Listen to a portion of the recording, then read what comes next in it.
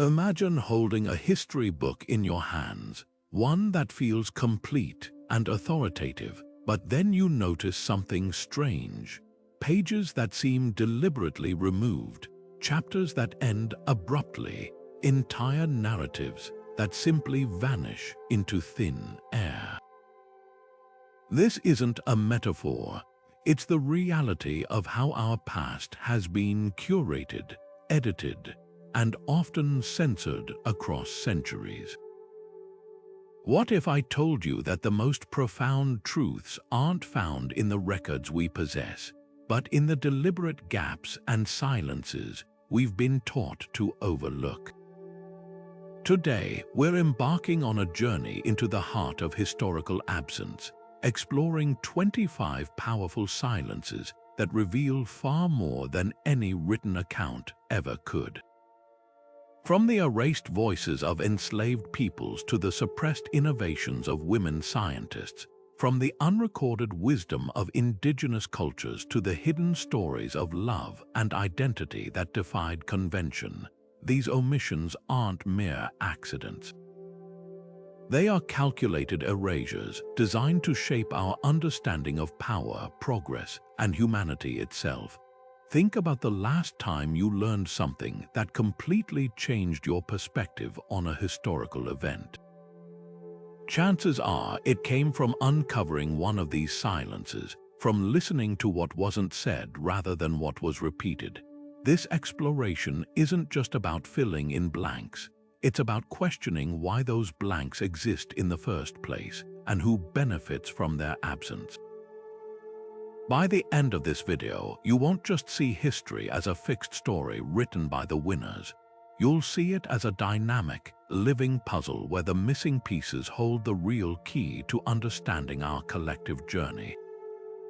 You'll discover how silence can be a form of testimony, how emptiness can be filled with meaning, and how the stories we haven't been told might be the ones we need to hear most.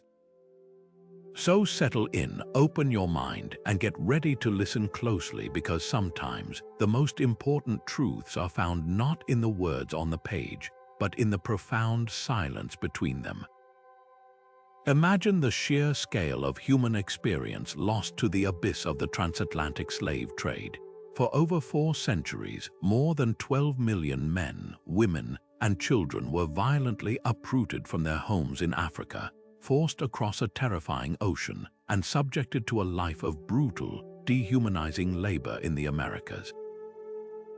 Their languages, their names, their family bonds, and their spiritual beliefs were systematically stripped away in an attempt to render them anonymous units of production. The historical record from this period is overwhelmingly one-sided, written by ship captains, plantation owners, and colonial officials.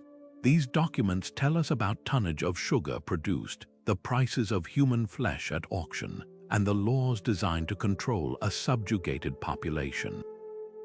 But they tell us almost nothing about the inner world of the people living through this nightmare. This is our first profound historical silence, not a passive quiet, but an active, violent erasure. This silence means we know shockingly little about the individual hopes, the private griefs, or the quiet moments of joy that persisted even in the face of unimaginable cruelty. We don't know the lullabies a mother might have hummed to her child in the cramped hold of a slave ship, desperately trying to offer comfort. We don't know the specific stories of ancestors and heroes that were shared under the cover of night in slave quarters, stories that connected people to a homeland they would never see again.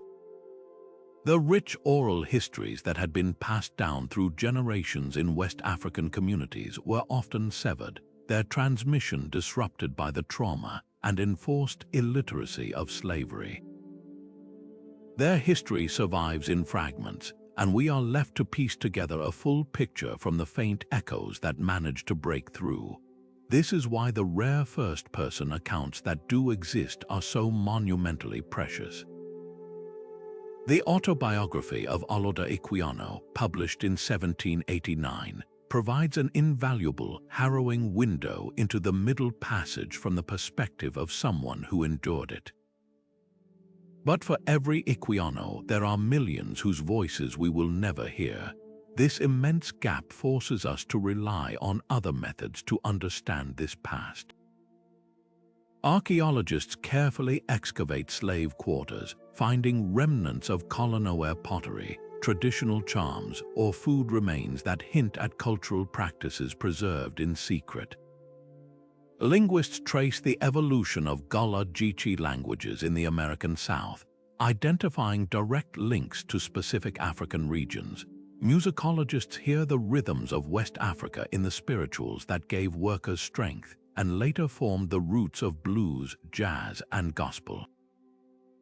The most haunting question this silence poses is not just what we don't know, but why we don't know it. The erasure was a tool of control. To deny a people their history is to deny them their humanity.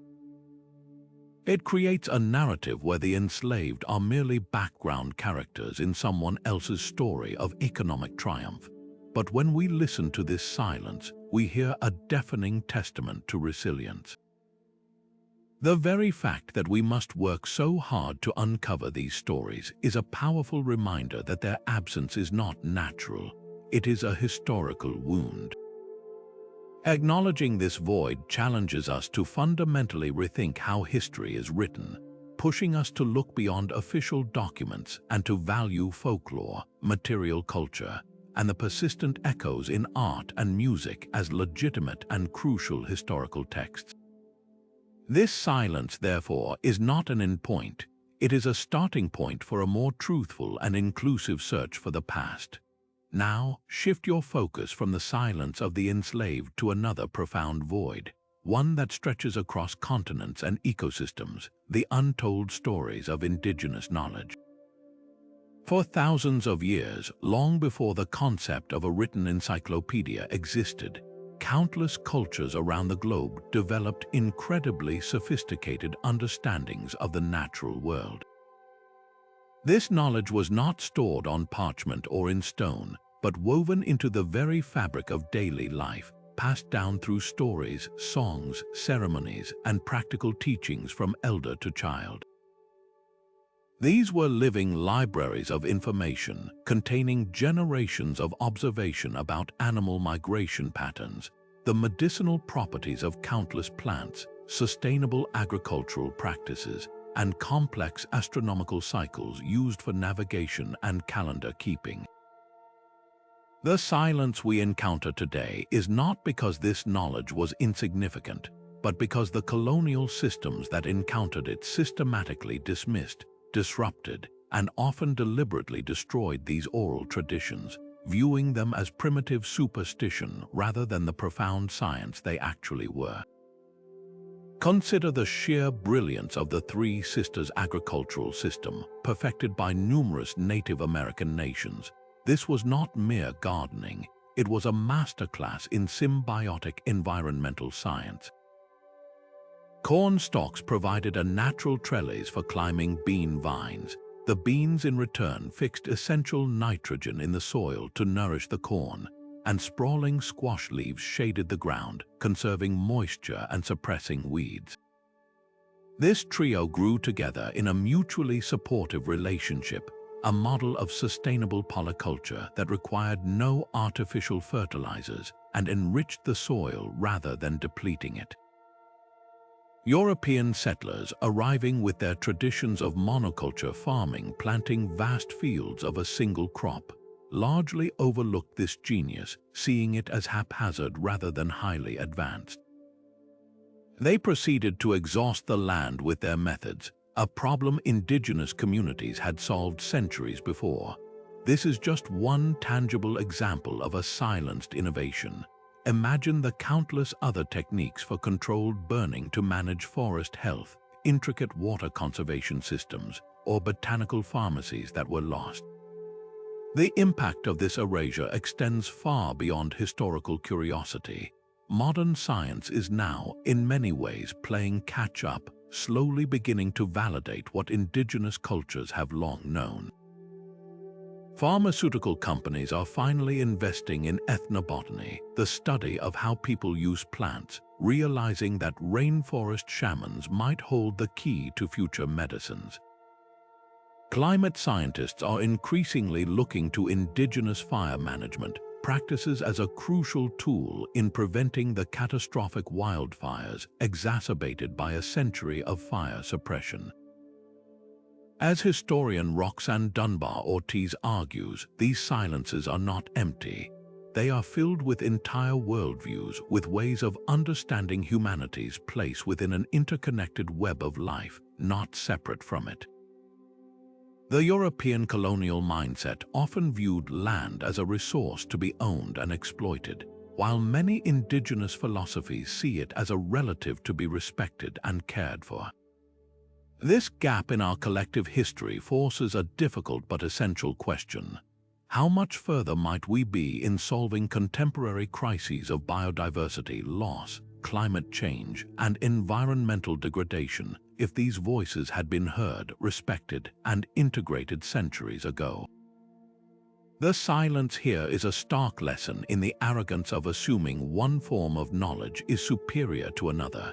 It urges us to humbly listen beyond the written record, to value the vital truths held in oral histories, and to recognize that wisdom does not require a library to be valid.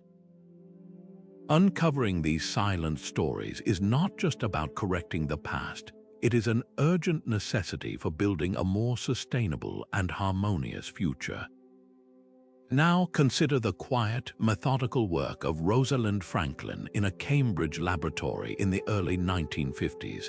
Her groundbreaking X-ray diffraction images of DNA, particularly the famous photograph 51, provided the crucial visual evidence of the molecule's helical structure.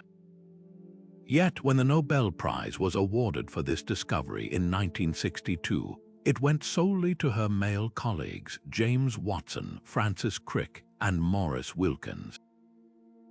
Franklin had tragically passed away from cancer 4 years earlier, and the Nobel Committee does not award posthumously, but the larger tragedy is how her indispensable role was minimized and her data shared without her full knowledge or consent. Her story is not an isolated incident but a powerful symbol of a pervasive historical silence, the systematic erasure of women's contributions to science, technology, engineering, and mathematics.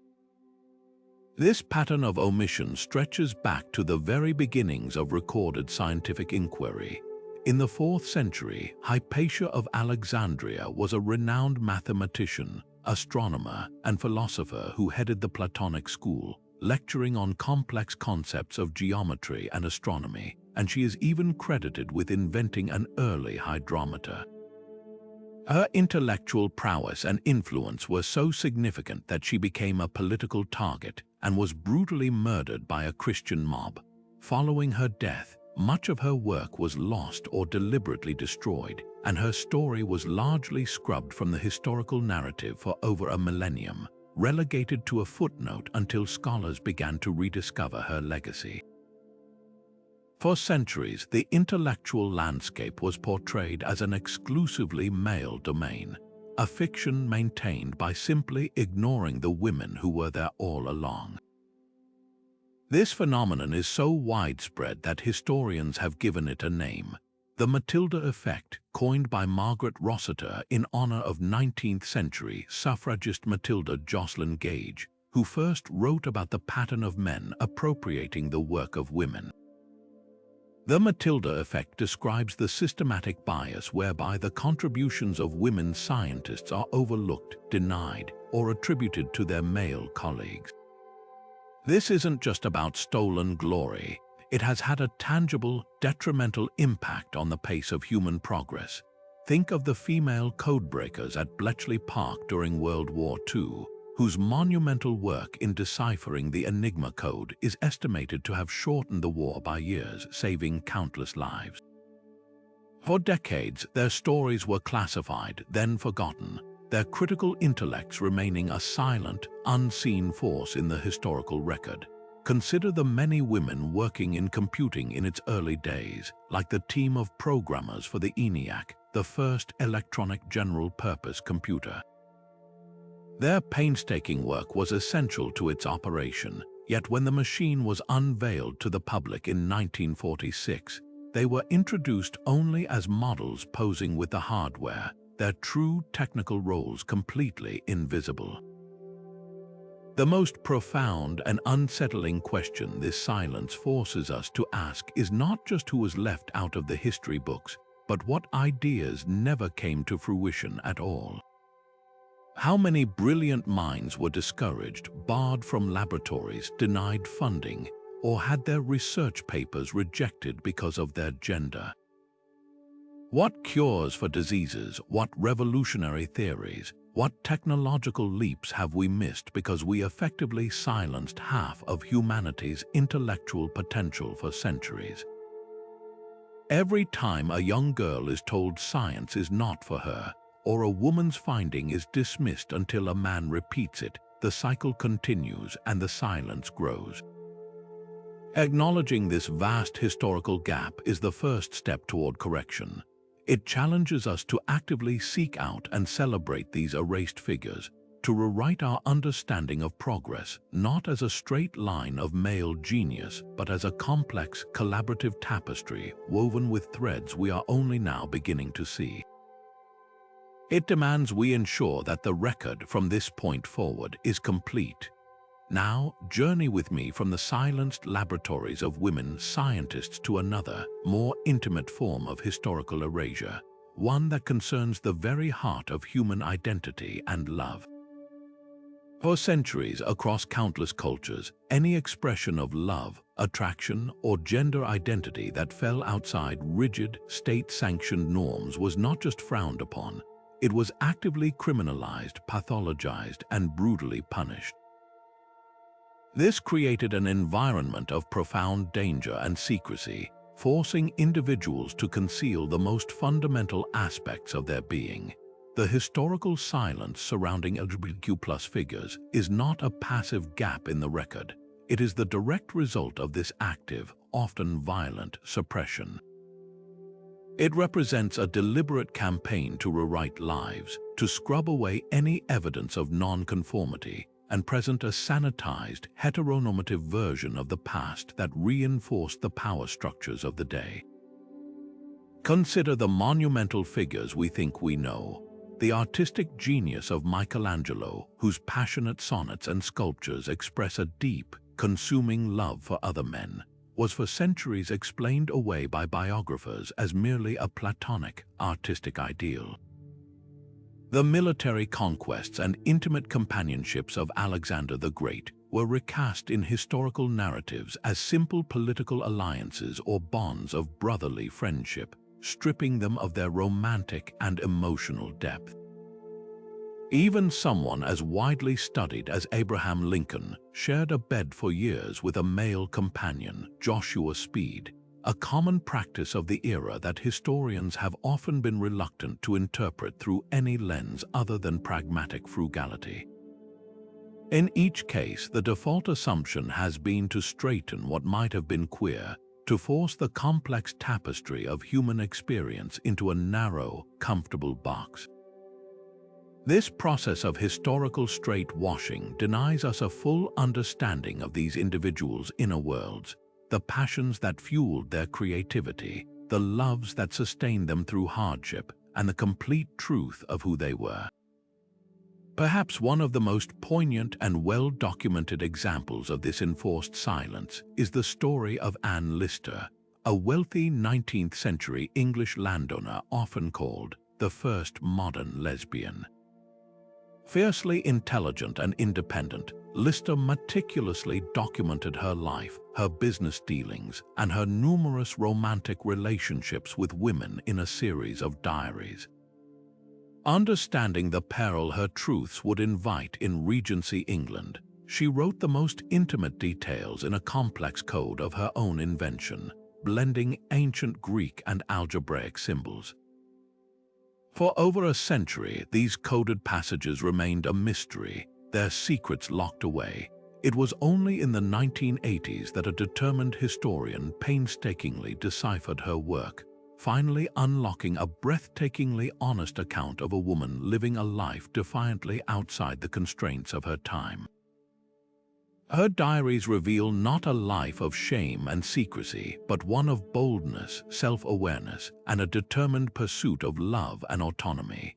Without that decoding effort, Anne Lister's true story would have remained a historical silence, and we would have lost a vital testament to LGBTQ+ existence in an era that claimed it did not and could not exist. The impact of this widespread erasure is profound.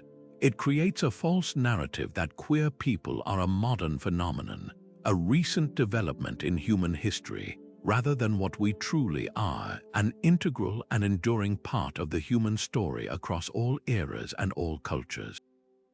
This silence isolates younger generations, denying them the powerful knowledge that people like them have always existed, have always loved, and have always contributed magnificently to art, science, leadership, and culture. It robs everyone of a richer, more nuanced, and more honest understanding of our collective past. By actively seeking out these suppressed narratives, by reading between the lines of old letters and questioning the handed-down interpretations of historical relationships, we do more than just correct the record.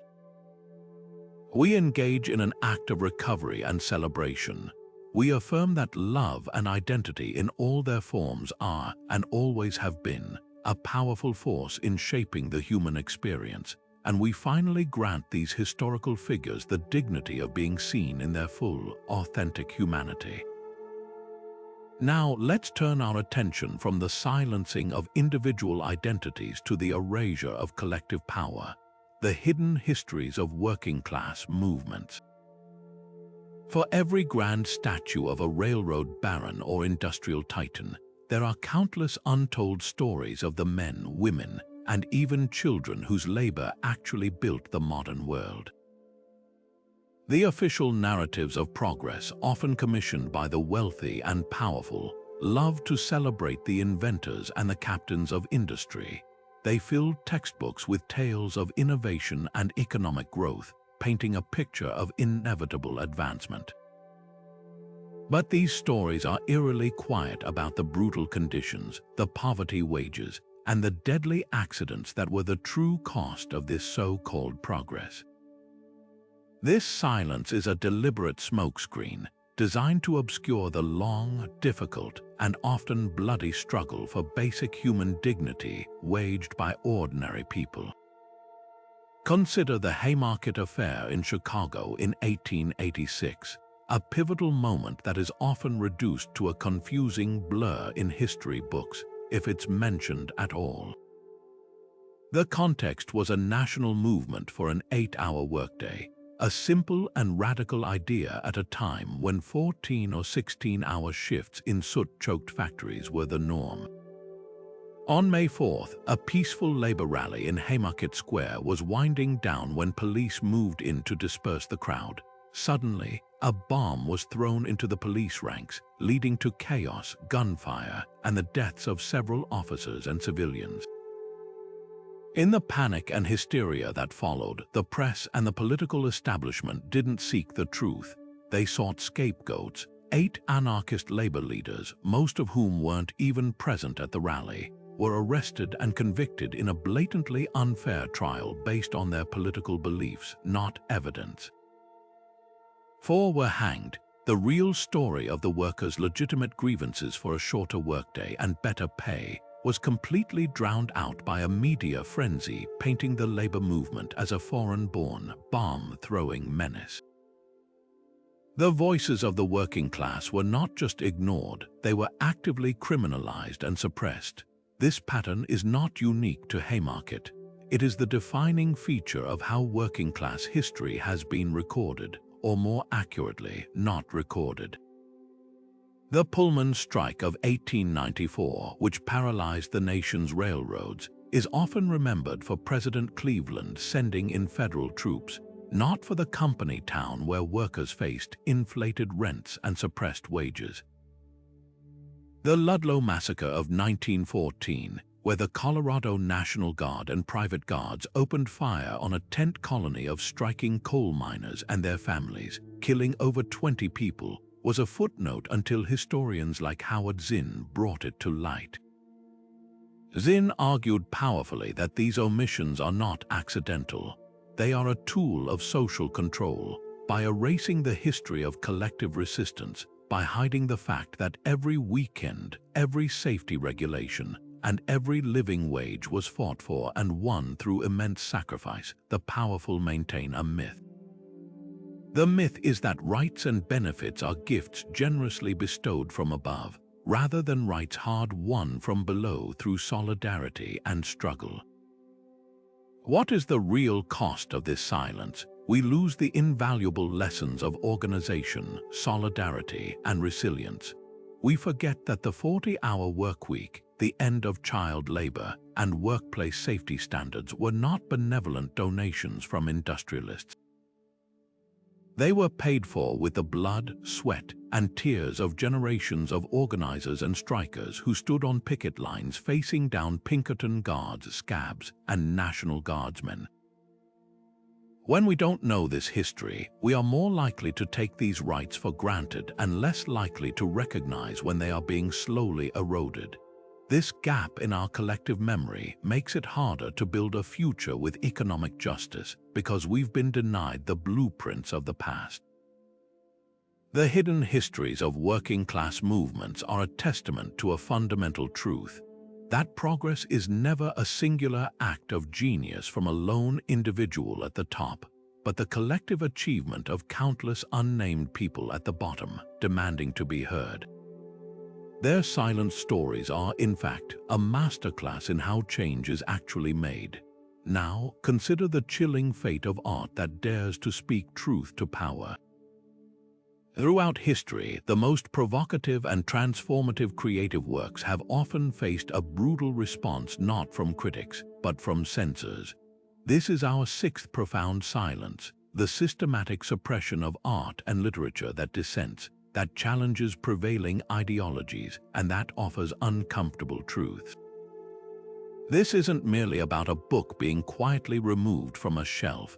It is about the active, often violent, destruction of cultural heritage in an attempt to control the narrative of an era and silence the visionary voices who see the world differently.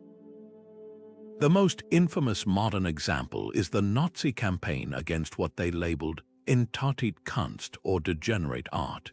In the 1930s, the regime organized massive exhibitions across Germany to publicly ridicule and condemn modern art works by masters like Picasso, Chagall, Kandinsky, and Ernst.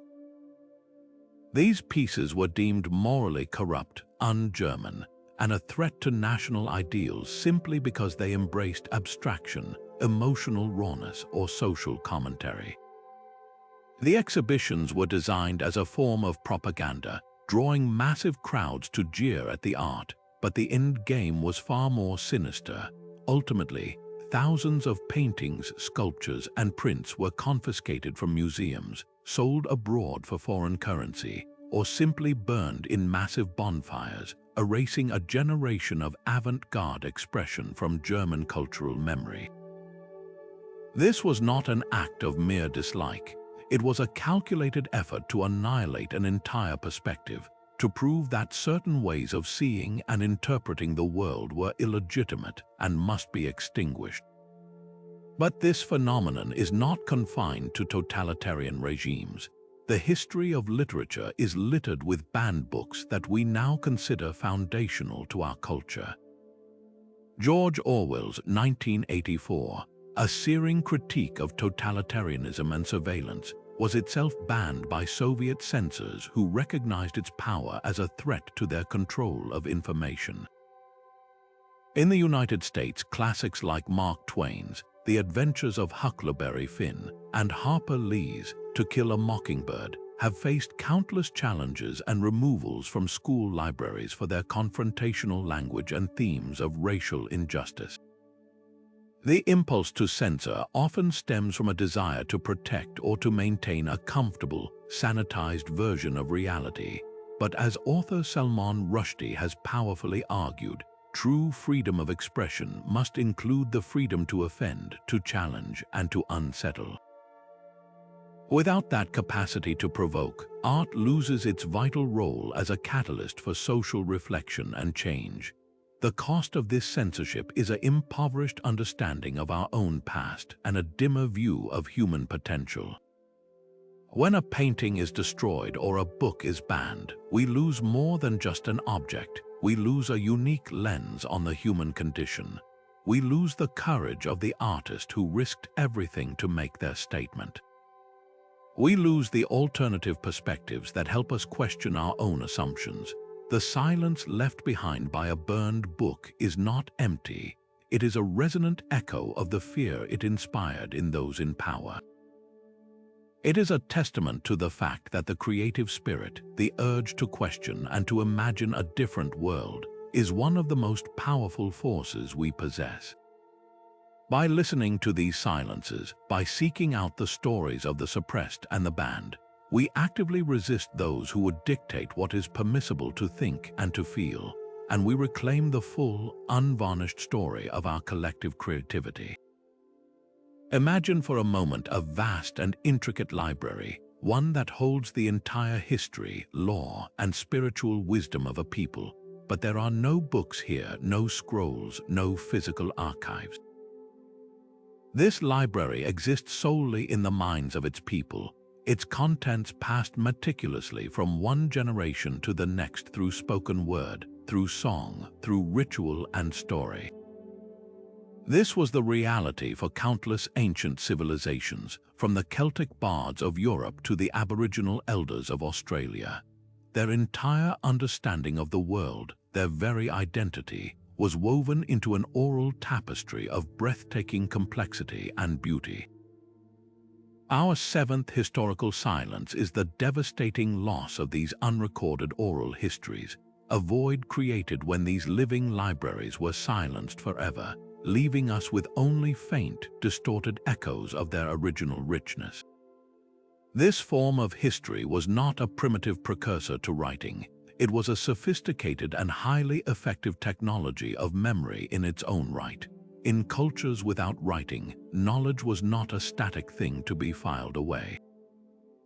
It was dynamic, performative, and deeply communal. Stories were not simply recited. They were relived and recreated in the telling, adapted slightly for each audience while maintaining a core narrative truth through sophisticated mnemonic devices like rhythmic poetry, melodic chants, and formulaic phrases. The storyteller was not just a passive transmitter but a custodian of culture, trained from youth to hold vast amounts of information with incredible accuracy. This was history as a living, breathing experience, intimately connected to place, ceremony, and identity. When a culture that relies on orality is disrupted through conquest, disease, or forced assimilation, this intricate web of knowledge doesn't just get damaged, it can vanish in the space of a single generation, taking with it entire ways of seeing the universe. We can see the profound consequences of this loss in the fractured history of pre-Christian Ireland. What we think we know about the ancient Celts, their powerful Druids, their complex social structures, and their mythological cycles like the Ulster cycle, comes almost entirely from manuscripts written centuries later by Christian monks. These scribes were often the only literate people in society, and while they preserved these stories, they also filtered them through a distinctly Christian lens. Pagan gods were demoted to mere heroes or kings, supernatural elements were moralized or omitted, and the original philosophical and spiritual context of the tales was likely altered to fit a new worldview. We are left wondering what was lost in translation, both linguistic and cultural. How much of the original meaning, the nuance, the sacred power of those stories was smoothed over or erased by the quill of a monk who saw it all as mere superstition? We have the shell of the stories, but the soul, the living breath of the oral tradition that gave them life and purpose, is largely gone. Scholar Walter Ong delved deeply into this fundamental difference between oral and written cultures. He argued that oral thought is additive and aggregative, building on formulas and themes, while written thought is more analytical and abstract. In an oral culture, knowledge is always tied to the human life world, to action and interaction. You learn not by reading a manual, but by apprenticing, by listening, by doing. This creates a way of knowing that is holistic, empathetic, and situational. The silence left by the destruction of these traditions isn't just an absence of data, it's the loss of an entire mode of human consciousness. We have prioritized the written record, the treaty, the tax roll, the King's Chronicle, and in doing so, we have implicitly declared that only what is written is truly history. This has blinded us to the value of other forms of knowledge transmission, and we are infinitely poorer for it. The haunting question this silence forces us to confront is not just what specific stories we have lost, but what kind of wisdom has disappeared from the world forever. What profound understandings of ecology, encoded in stories about land and animal spirits, could have aided our current environmental crises? What complex legal principles governing kinship and restitution have vanished because they were never written down? What entire philosophical systems, exploring the nature of time, memory, and community in ways alien to our literate minds, have been utterly erased? This omission is a stark lesson in humility. It challenges our deep-seated bias that history is only what gets written down, reminding us that for the vast majority of human existence, history was what was spoken, sung, and remembered. It was lived. To truly understand our past, we must learn to listen not only to the words on the page, but to the powerful, poignant silence of the stories that were never allowed to be told.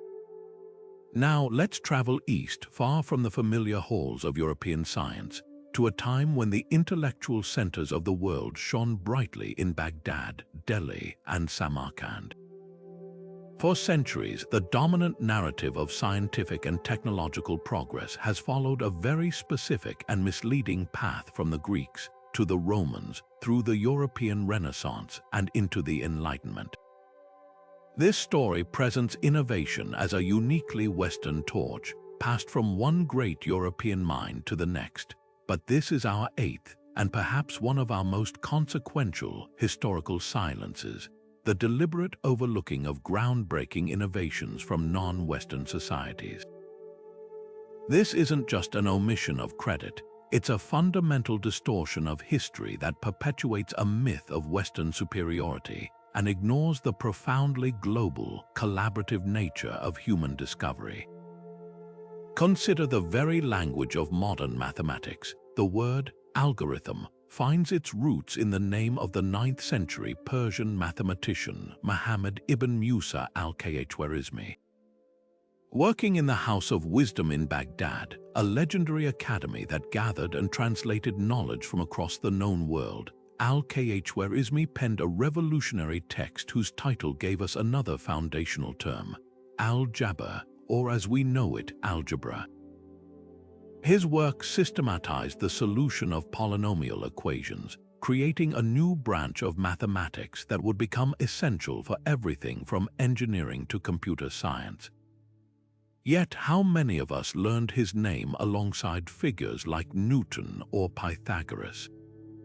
His legacy, and that of the entire Islamic Golden Age, a period of staggering advancement in optics, medicine, astronomy, and chemistry that preserved and expanded upon Greek knowledge while Europe was in its so-called Dark Ages, was largely written out of the standard narrative, treated as a mere placeholder between the classical era and the European scientific revolution. This pattern of erasure extends far beyond the Middle East. In ancient India, a physician named Sushruta was performing complex surgical procedures including cataract surgery, plastic surgery, and even rudimentary lithotomy, the removal of bladder stones, as early as the 6th century BC. His text, the Sushruta Samhita, describes over 120 surgical instruments and 300 procedures, laying out principles of surgery that would not be matched in Europe for millennia. He emphasized practical, hands-on training for surgeons, using innovative methods like practicing incisions on fruits and dead animals. Meanwhile, Indian astronomers were calculating the heliocentric orbit of planets and the precise length of a solar year with astonishing accuracy long before these ideas became mainstream in the West. These were not isolated flashes of genius. They were parts of sophisticated, sustained traditions of inquiry and innovation. Perhaps the most symbolic of all these silenced contributions is the story of the number 0. It is impossible to imagine modern mathematics, finance, or computer coding without this humble but profound concept. The idea of 0 as both a placeholder and a number in its own right did not emerge from the European intellectual tradition. It first appeared in ancient Mesopotamia as a placeholder symbol, but it was in India by the 5th century CE that 0 was fully conceptualized as a number with its own properties and integrated into a full decimal place value system. This revolutionary idea traveled through trade routes and was eventually transmitted to the Islamic world and then to Europe, where it faced significant resistance from scholars clinging to Roman numerals and philosophical and religious objections to the concept of nothingness. For centuries, European mathematics was hobbled by the absence of this simple, elegant tool. The silence around its true origin story reinforces a false narrative of spontaneous European invention, when in reality, it was the adoption of this non-Western innovation that unlocked a new era of calculation and scientific progress. As historian James Poskett compellingly argues in his work, the very notion that science was invented in Europe is a myth. The history of science has always been global, a vast and interconnected web of exchange. Chinese innovations in gunpowder, printing, and navigation, sophisticated metallurgy and architectural feats in Africa, the complex astronomical calendars of the Maya, all of these were pivotal threads in the fabric of human advancement. The silence surrounding them served a political purpose, justifying colonial projects by framing colonized peoples as backward and in need of Western guidance, thereby erasing their immense intellectual heritage. The cost of this silence is more than just historical inaccuracy. It shapes our present. It limits the pool of knowledge we can draw from to solve modern problems, and it perpetuates harmful stereotypes that continue to influence everything from education to international policy. To decolonize knowledge is not to diminish Western achievements, but to finally acknowledge the true, collaborative, and universal story of human curiosity, a story where every culture has played a vital and brilliant part. Now we turn to a silence that echoes with the unspeakable, the silenced testimonies of war atrocities.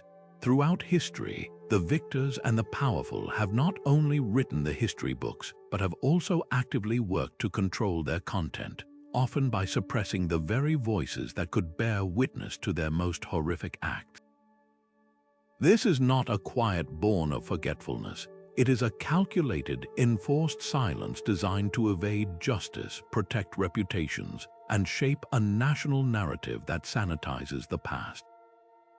From the systematic slaughter of millions in the Holocaust to the brutal campaigns of colonial expansion, the stories of the victims have been the first casualty, buried under layers of denial, minimization, and official amnesia. Consider the immediate aftermath of the Second World War. While the Nuremberg trials sought to deliver a form of justice, the personal, gut-wrenching testimonies of Holocaust survivors were often met with a world that was simply not ready to listen. Many survivors, having endured the unimaginable, found their stories met with indifference, disbelief, or even outright accusation from those who could not, or would not comprehend the scale of the industrial evil they described. It was easier for a traumatized world to focus on rebuilding and moving forward than to sit with the agonizing truth of the death camps. This initial silence meant that for decades, the full human scope of the show, the individual moments of terror, the small acts of kindness, the profound loss remained largely unintegrated into public consciousness. It was only through the relentless, painful work of survivors like Elie Wiesel, Primo Levi, and countless others who refused to be silenced that these stories finally began to break through. Wiesel's powerful warning that to forget the dead would be akin to killing them a second time is a direct indictment of this silence, reminding us that erasure is a continuation of the violence itself. This pattern of suppression extends far beyond the European theater. The 1937 Nanjing Massacre, where Imperial Japanese forces committed acts of unspeakable brutality against hundreds of thousands of Chinese civilians and prisoners of war, was for decades downplayed or outright denied in official Japanese narratives. Textbooks were altered, political figures made inflammatory statements minimizing the event, and a concerted effort was made to cloud the historical record. This state-sponsored silence has been a persistent thorn in international relations and, more importantly, a deep, unhealed wound for the victims and their descendants, who have had to fight for their suffering to even be acknowledged.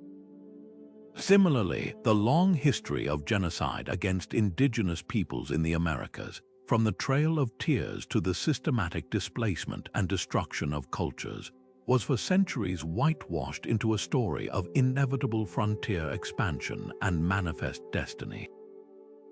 The voices of those who lost their lives, their land, and their way of life were silenced, their testimony absent from the grand national story, reduced to a tragic but necessary footnote in the march of progress. The consequences of this silence are catastrophic and multi-generational. When atrocity is not acknowledged, justice cannot be served. Perpetrators and the systems that enabled them escape accountability, allowing the ideologies that fueled the violence to fester and potentially resurface. For the victims and their communities, this denial compounds the original trauma. It tells them that their pain is not real, that their loss does not matter, and that their experience is invalid. This unresolved historical trauma is then passed down through generations, shaping identities, fueling anger, and hindering any possibility of true reconciliation. A society that cannot honestly confront the darkest chapters of its own past is doomed to misunderstand its present and jeopardize its future. The silence becomes a breeding ground for renewed conflict, as the lessons that should have been learned remain untaught and unheeded. Confronting these silenced testimonies is therefore one of the most difficult but essential tasks of history. It requires actively seeking out the marginalized voices, the suppressed documents, and the uncomfortable truths. It means listening to the survivors, supporting the work of truth and reconciliation commissions, and challenging textbook narratives that gloss over atrocity. This process is not about cultivating guilt. It is about pursuing a clear-eyed, honest understanding. It is the only way to truly honor the victims, not with hollow platitudes, but with the unwavering commitment that their stories will be remembered and that their suffering will serve as a permanent warning. By breaking this silence, we do more than correct the historical record. We take a vital step toward healing the wounds of the past and building a future where such horrors are not just condemned, but become unimaginable. While we have been exploring grand silences of oppression and erased achievements, there is another, more subtle void that surrounds us every time we open a history book: the deafening silence of the ordinary. For centuries, the chroniclers of our past, from medieval monks to court historians, operated under a very specific mandate: to record the deeds of the great and the powerful. The results are volumes filled with the coronations of kings, the strategies of generals, and the treaties between empires. But what about the smell of bread baking in a communal oven in a 14th century village? The inside jokes shared between blacksmiths at a local tavern, the anxiety of a mother nursing a child through a fever, or the simple joy of a festival day after a long harvest. These are the sounds of history that have been almost entirely lost to us, not because they were unimportant, but because they were deemed unworthy of the parchment they would have been written on. This is the silence of everyday life, and it has left us with a history that is monumental but hollow, a grand stage with most of the players missing. This creates a profound distortion in our perception of the past. We can describe in intricate detail the armor Henry VIII wore at the Field of the Cloth of Gold, but we can only guess at what the farmer who grew the wheat for his banquet bread thought about while he worked his fields. We know the names of Roman emperors and their political intrigues, but the hopes, fears, and daily routines of the millions of ordinary citizens who populated the empire are largely a mystery. This focus on the elite few means our historical lens is permanently tilted upward, gazing at the glittering pinnacles of society while the vast foundational base remains shrouded in shadow. It inadvertently reinforces the idea that history is made exclusively by the powerful, that the currents of human experience that truly define an era, the shifting attitudes toward family, the evolution of cultural tastes, the slow changes in diet and domestic life, are mere background noise to the drumbeat of wars and successions. Thankfully, a dedicated group of scholars has dedicated themselves to listening for these lost whispers. Social historians, inspired by pioneers like E.P. Thompson, embarked on a mission to write history from below. Their work is that of historical detectives, piecing together the lives of the inarticulate, the peasants, the workers, the servants, the vast majority who left no personal memoirs from the faint traces they did leave behind. They meticulously scour court records not for the judgments on noblemen, but for the testimony of commoners brought in for petty disputes, which can reveal details about neighborhood dynamics, family arguments, and economic struggles.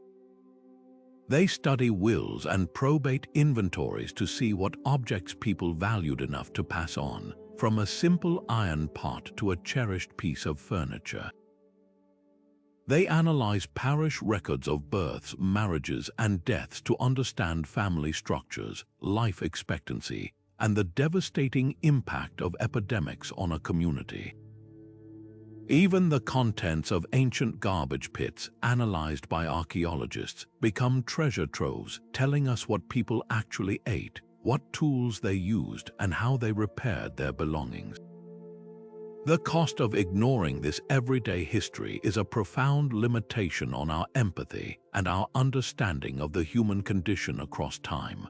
When we only see the past through the eyes of kings, we miss the universal experiences that connect us to our ancestors. We fail to appreciate the sheer resilience of the human spirit in the face of plagues, famines, and the simple hardscrabble of existence without modern medicine or convenience. We don't see the informal networks of support women built in their communities, the oral traditions of craft and skill passed from master to apprentice, or the small acts of resistance against oppressive landlords that were as meaningful to those people as any signed treaty was to a monarch. This gap doesn't just make history less interesting, it makes it less true. It removes the texture, the warmth, and the humanity from our study of the past, reducing it to a cold chronology of events rather than a rich tapestry of lived experience. This particular silence, therefore, is an invitation, a call to radically reimagine how we view history itself. It asks us to look past the marble statues and the oil paintings and to instead walk mentally through the muddy streets of a medieval town, to hear the chatter in the marketplace, and to feel the weariness in the bones of a farmer at the end of a long day. It challenges us to understand that history is not just about who held the crown, but about who grew the grain, who baked the bread, and who sang the songs that comforted a child to sleep. Filling this silence requires a shift in perspective, From looking up at the balconies of power to looking around at the crowded streets where life, in all its messy, beautiful, and heartbreaking detail, has always truly been lived. Now, let's journey along the most famous network of exchange the world has ever known, but not for the silks and spices you might expect. The Silk Road stands in our imagination as a romantic ribbon of commerce, a place where camel caravans carried luxury goods across vast deserts and mountain passes. But this common image hides a far deeper and more revolutionary truth. Our 11th historical silence is the deliberate erasure of the profound cultural, technological, and ideological exchanges that were the true lifeblood of these routes. Nationalistic histories, eager to claim singular credit for their own civilizations, have long downplayed this constant, vibrant cross-pollination, creating a false narrative of isolated cultures developing in pristine purity. The reality was a messy, beautiful, and relentless intermingling that made the ancient world far more globalized than we often dare to imagine. Consider something as fundamental as paper. We take it for granted as a universal medium, but its journey from invention to ubiquity is a story of cultural exchange that was often smoothed over. Paper was first developed in China around the 2nd century BCE, a far lighter and more efficient writing surface than Egyptian papyrus or cumbersome parchment. But it didn't stay there. The knowledge of how to make it traveled west, not through a single act of theft, but through a slow, human process of transmission. It's believed the secret was acquired by Arab artisans after a battle in Central Asia in the 8th century, who then refined the process and established the world's first paper mills. From the Islamic world, this technology then spread into Europe through Sicily and Spain. Every time a medieval monk penned a manuscript or a Renaissance artist made a sketch, they were participating in a chain of innovation that stretched directly back to China, a debt that was rarely, if ever, acknowledged in the historical records of the West.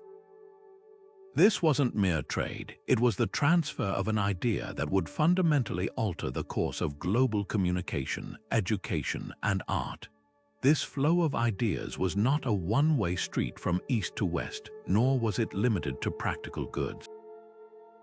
One of the most stunning and overlooked artistic conversations happened in the region of Gandhara, located in what is now northern Pakistan and Afghanistan.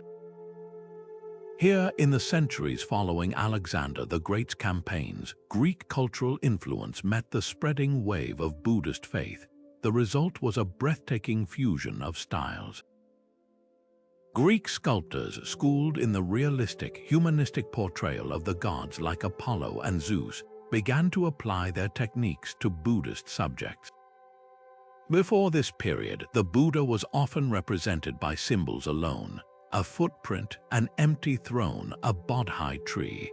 But under this Hellenistic influence, we see the first anthropomorphic representations of the Buddha himself, rendered with the graceful, idealized features and draped, toga-like robes of a Greek god. This Greco-Buddhist art became a powerful vehicle for the religion's spread, and its stylistic echoes can be traced all the way to the faces of statues in Japan and China.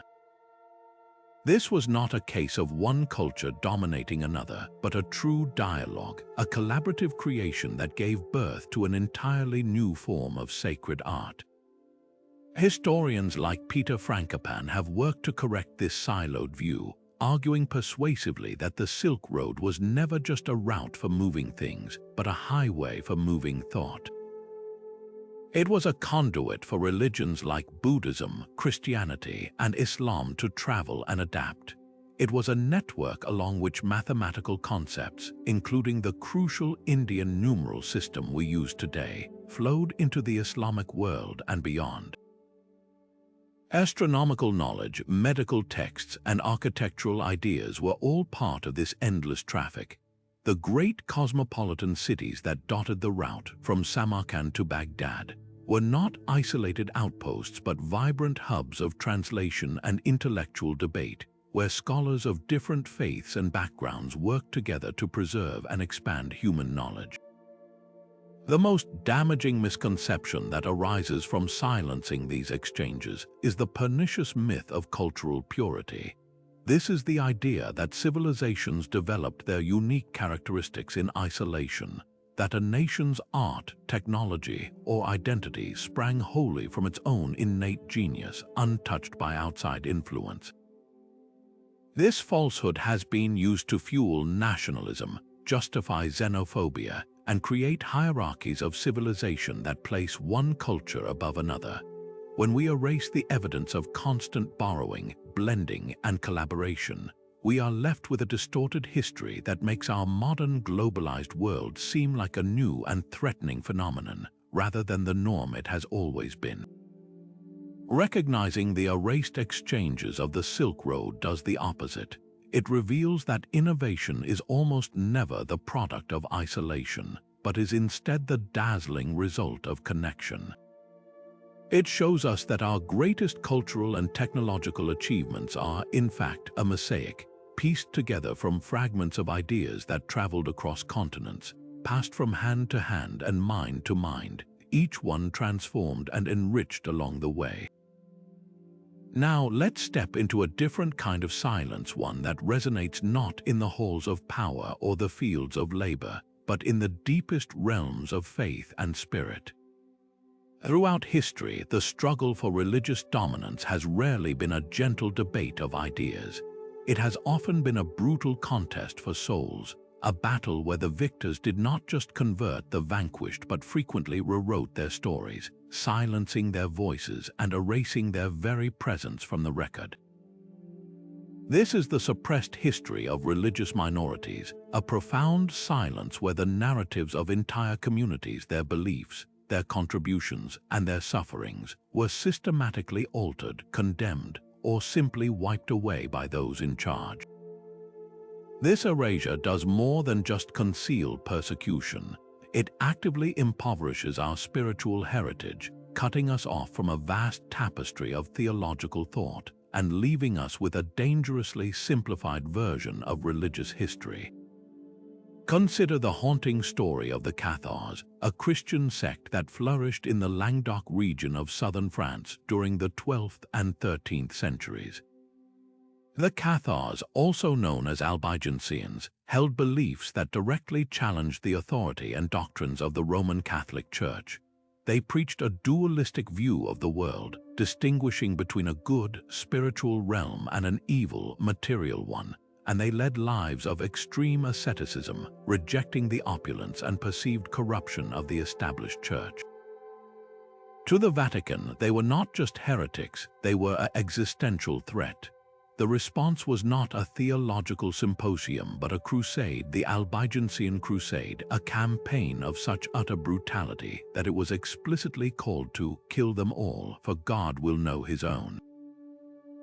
Towns were razed, populations massacred, and a rich culture of dissent was literally burned to the ground. The silence that followed was absolute. The Cathars were extinguished, their writings destroyed, their voices snuffed out. What remains of their beliefs comes almost entirely from the records of their inquisitors, who described their doctrines only to condemn them. We are left with a distorted echo, a history written by the very people who sought to exterminate it, leaving us to wonder what nuances of faith, what insights into the divine, were lost forever in the fires of Montségur. This pattern of silencing extends far beyond a single medieval crusade.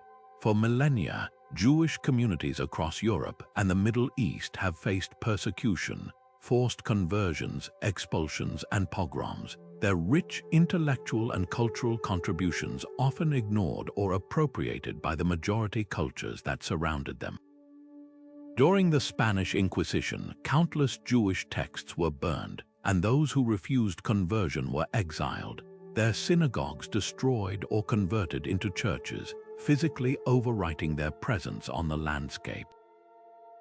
Similarly, the earliest centuries of Christianity itself were not the monolithic, unified faith we often imagine.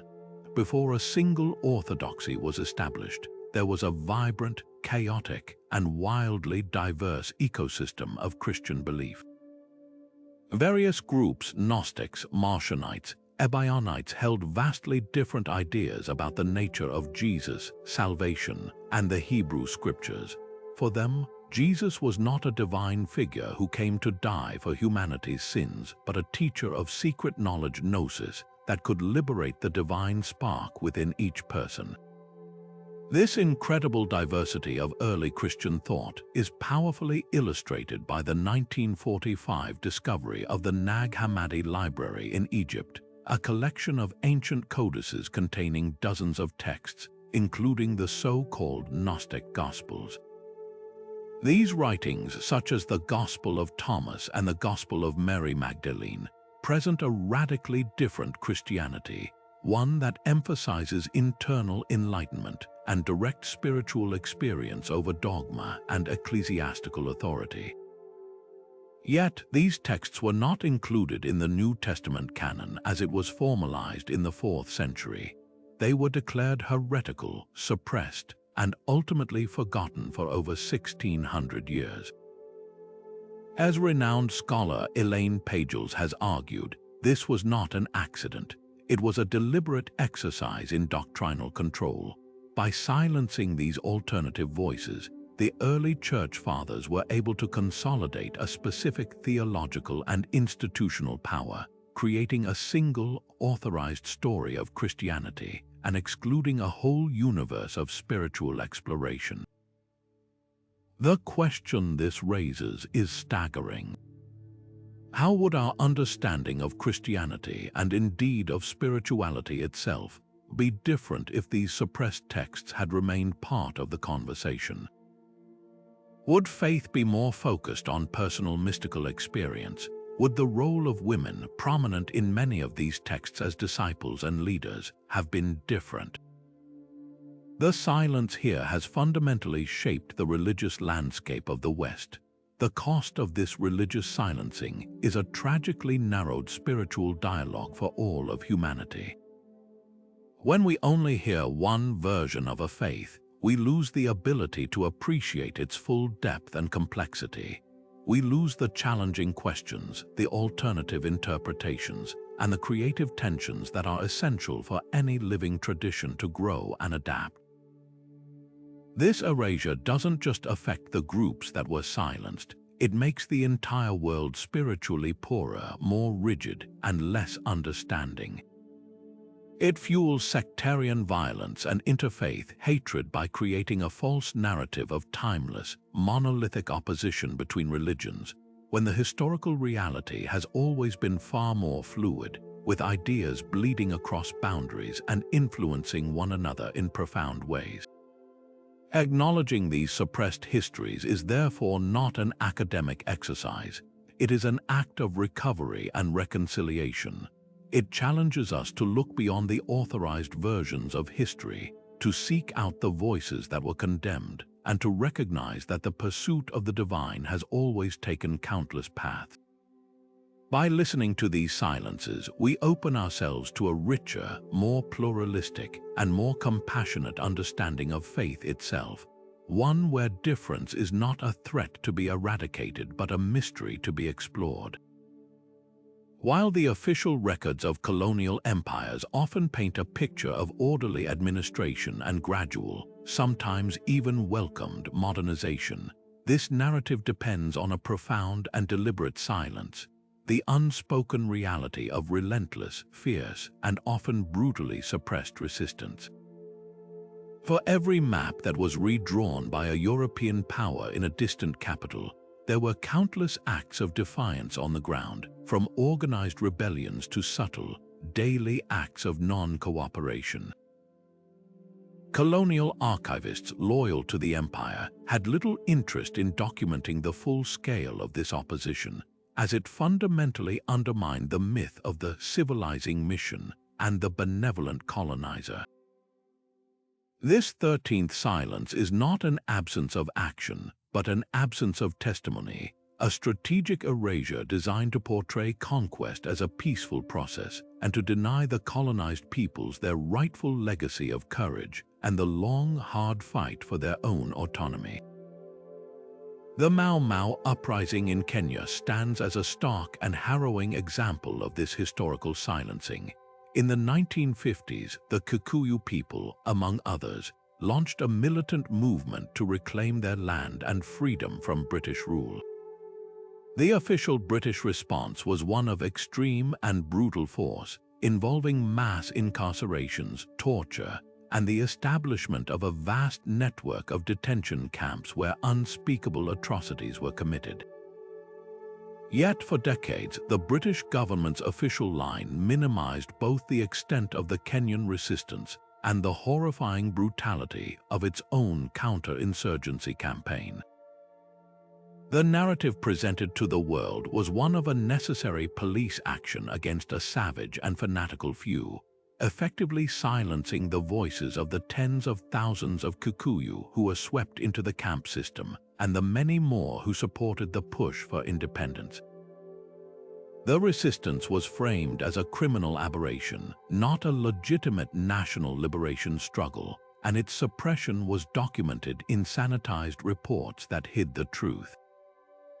It took the relentless work of historians like Caroline Elkins, whose Pulitzer Prize-winning book, Imperial Reckoning, meticulously pieced together survivor testimonies and unearthed hidden documents to finally break this silence.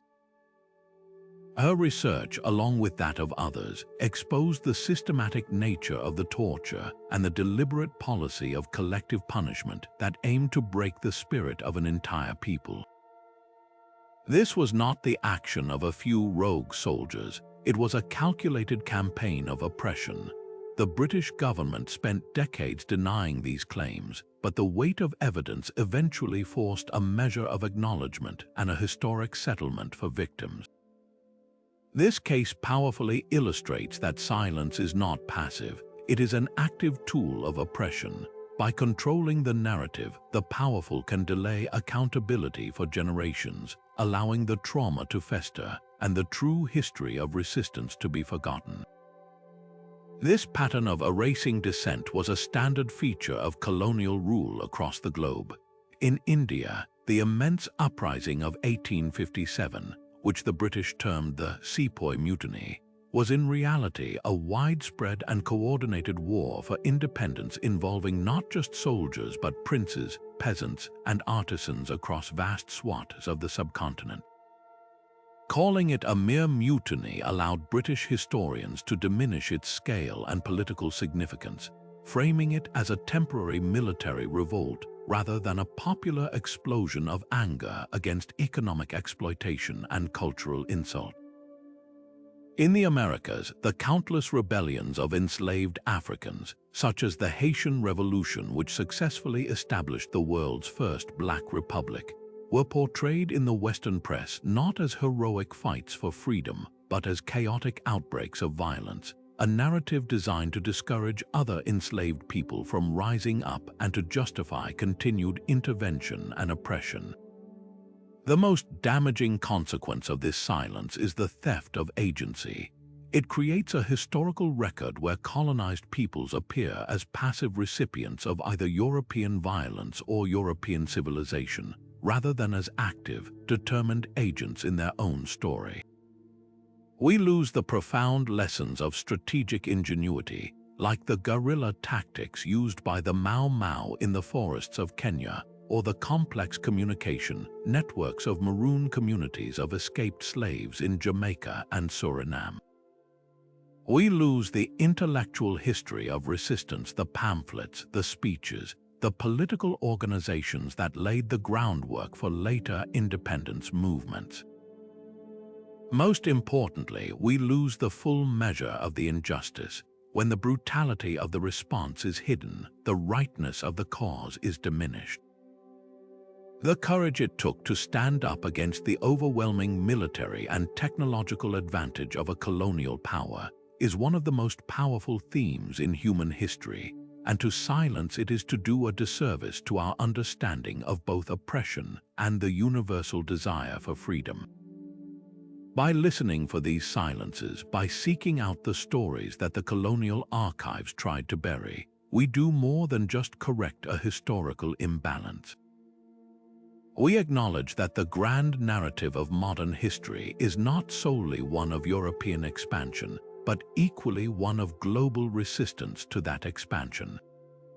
We recognize that the path to independence for nations across Africa, Asia, and the Americas was not gently handed over by retreating empires. It was seized, often at tremendous cost, by people who refused to be silenced forever.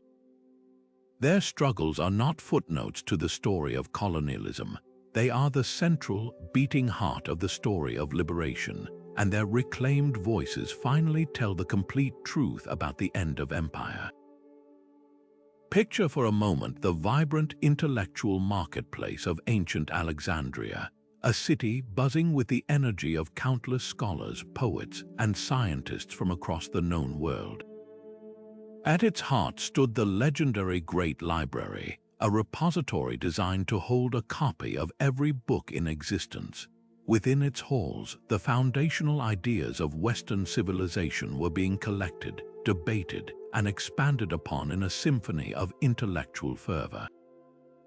Now imagine the catastrophic silence that followed its destruction, not in a single dramatic fire, but through a series of devastating blows over centuries, from Caesar's civil war to religious purges. This 14th silence is the ghostly echo of those lost conversations, the hidden intellectual debates of ancient philosophers that vanished into smoke and ash, leaving us with a fractured and incomplete understanding of our own intellectual origins. The loss is not merely one of quantity, but of entire dimensions of thought. We are left with only fragments of the pre-Socratic philosophers, thinkers like Heraclitus, Democritus, and Parmenides, who first dared to ask fundamental questions about the nature of reality, change, and the building blocks of the universe. Their works survive only as quotations embedded in the texts of their critics, like Plato and Aristotle, who often summarized their ideas only to refute them. It is as if we are trying to reconstruct a magnificent mosaic from a handful of scattered tiles, forced to guess at the grand design from the few pieces that remain. We have tantalizing snippets like Democritus's theory of atomism, the radical idea that everything is composed of tiny, indivisible particles, but we lack his full reasoning, his supporting arguments, and the nuanced debates he surely had with his contemporaries. How much more advanced might our scientific and philosophical inquiries be today if we had the complete library of these pioneering minds, rather than just the footnotes written by their successors? Even the giants whose names we know so well stand before us as incomplete figures. The Roman statesman and philosopher Cicero, writing centuries later, would lament the loss of countless Greek texts that perished in the flames, expressing a profound grief for the wisdom that had already slipped away by his time. Consider the monumental influence of Aristotle. We possess about 30 of his treatises, which themselves have formed the backbone of Western logic, ethics, and biology for 2 millennia. Yet, ancient catalogues suggest these surviving works are merely his esoteric writings, the dense, technical texts used within his school, the Lyceum. The vast majority of his exoteric works, the elegant, popular dialogues written for a general audience, which Cicero himself praised for their golden stream of eloquence, are almost entirely lost. We are left with the lecture notes of a genius, but we are missing his public-facing brilliance, the very works that would have shown us how he persuaded and engaged his contemporaries, making his complex ideas accessible and compelling. The tragedy deepens when we consider the silencing of entire schools of thought that fell out of favor. The rich, complex teachings of Hypatia, the Neoplatonist philosopher and mathematician of Alexandria, were extinguished not just by her brutal murder at the hands of a Christian mob, but by the systematic suppression of the philosophical tradition she represented. Her work on mathematical concepts and astronomical instruments is lost to us, and we can only infer the power of her intellect from the accounts of her students and the profound respect she commanded.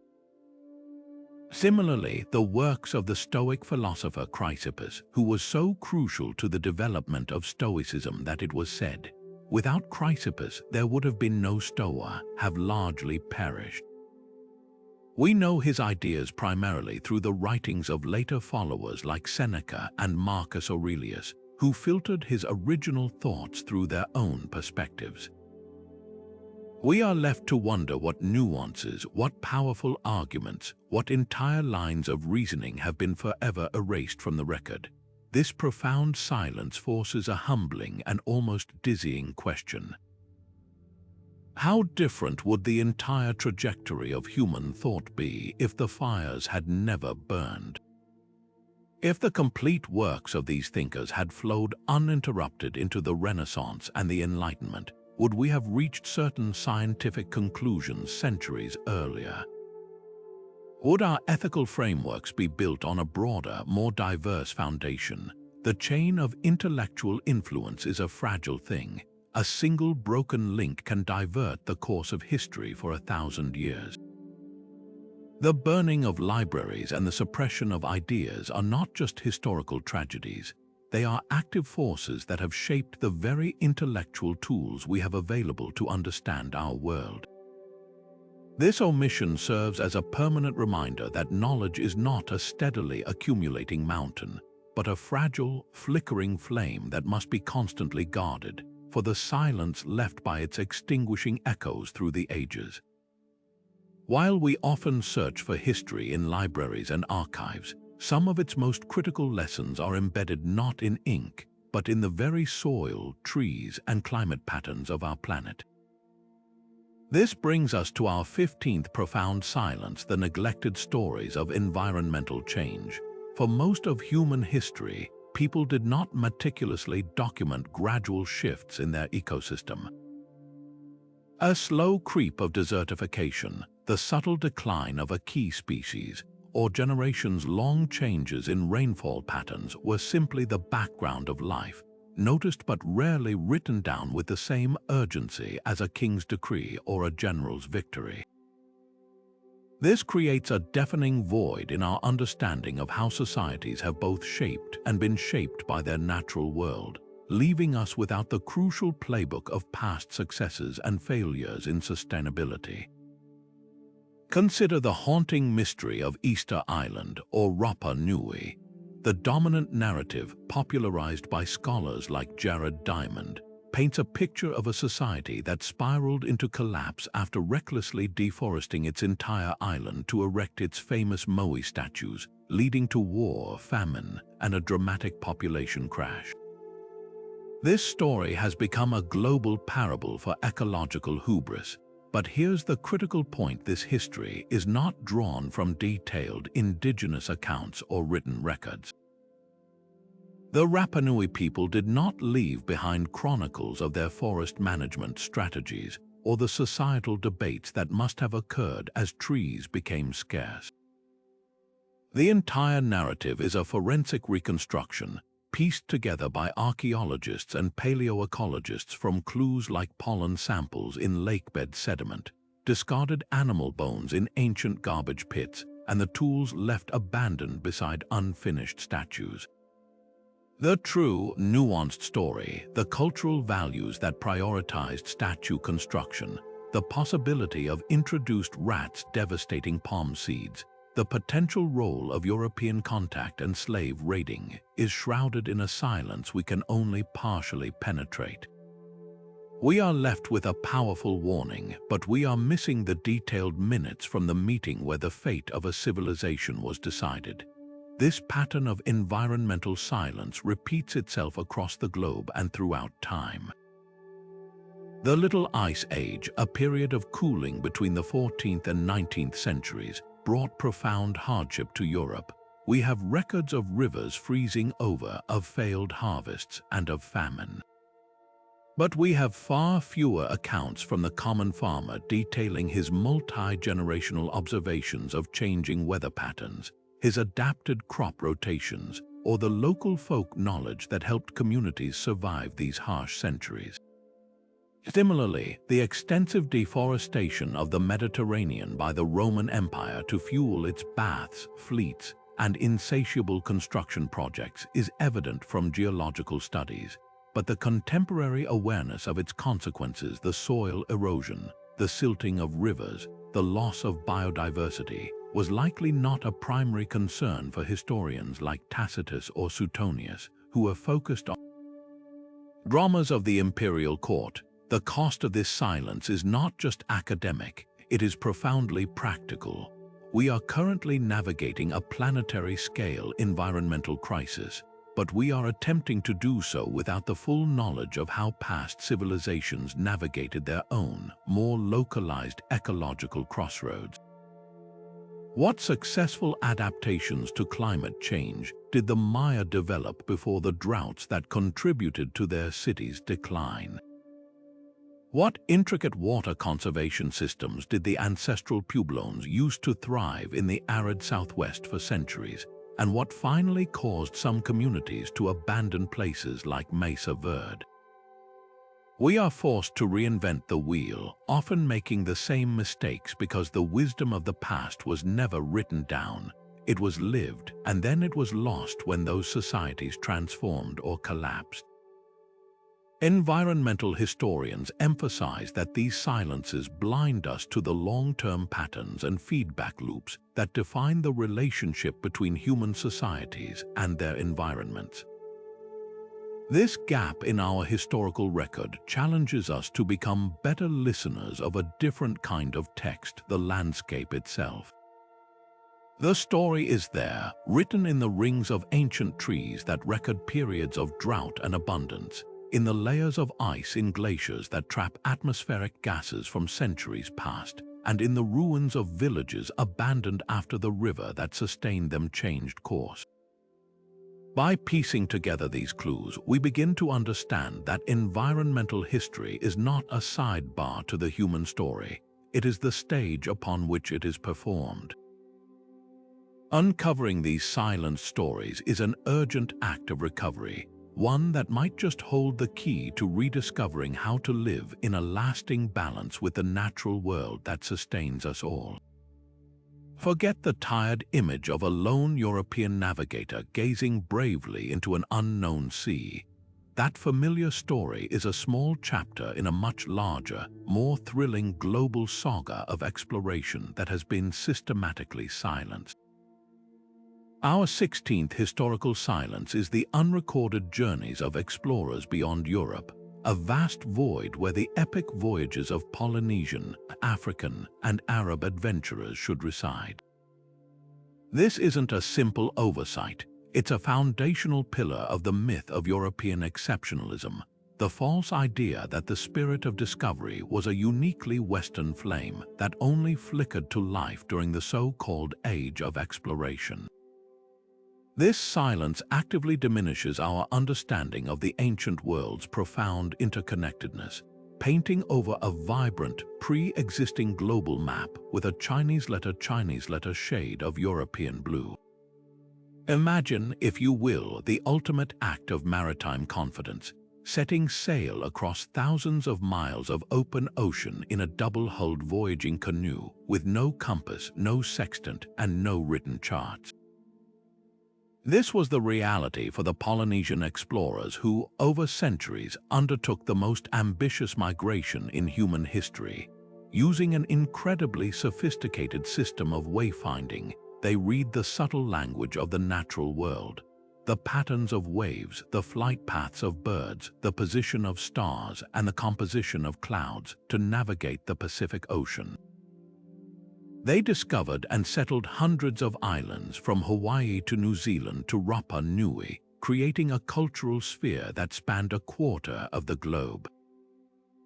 Their story is one of unparalleled courage and intellectual achievement, yet it was dismissed by early European arrivals who, unable to comprehend such mastery without their own instruments, assumed these islands must have been settled by accident, by castaways drifting helplessly on the currents. This silence denies us one of humanity's greatest adventure stories, all to preserve the myth that real exploration requires a parchment map and a royal sponsor.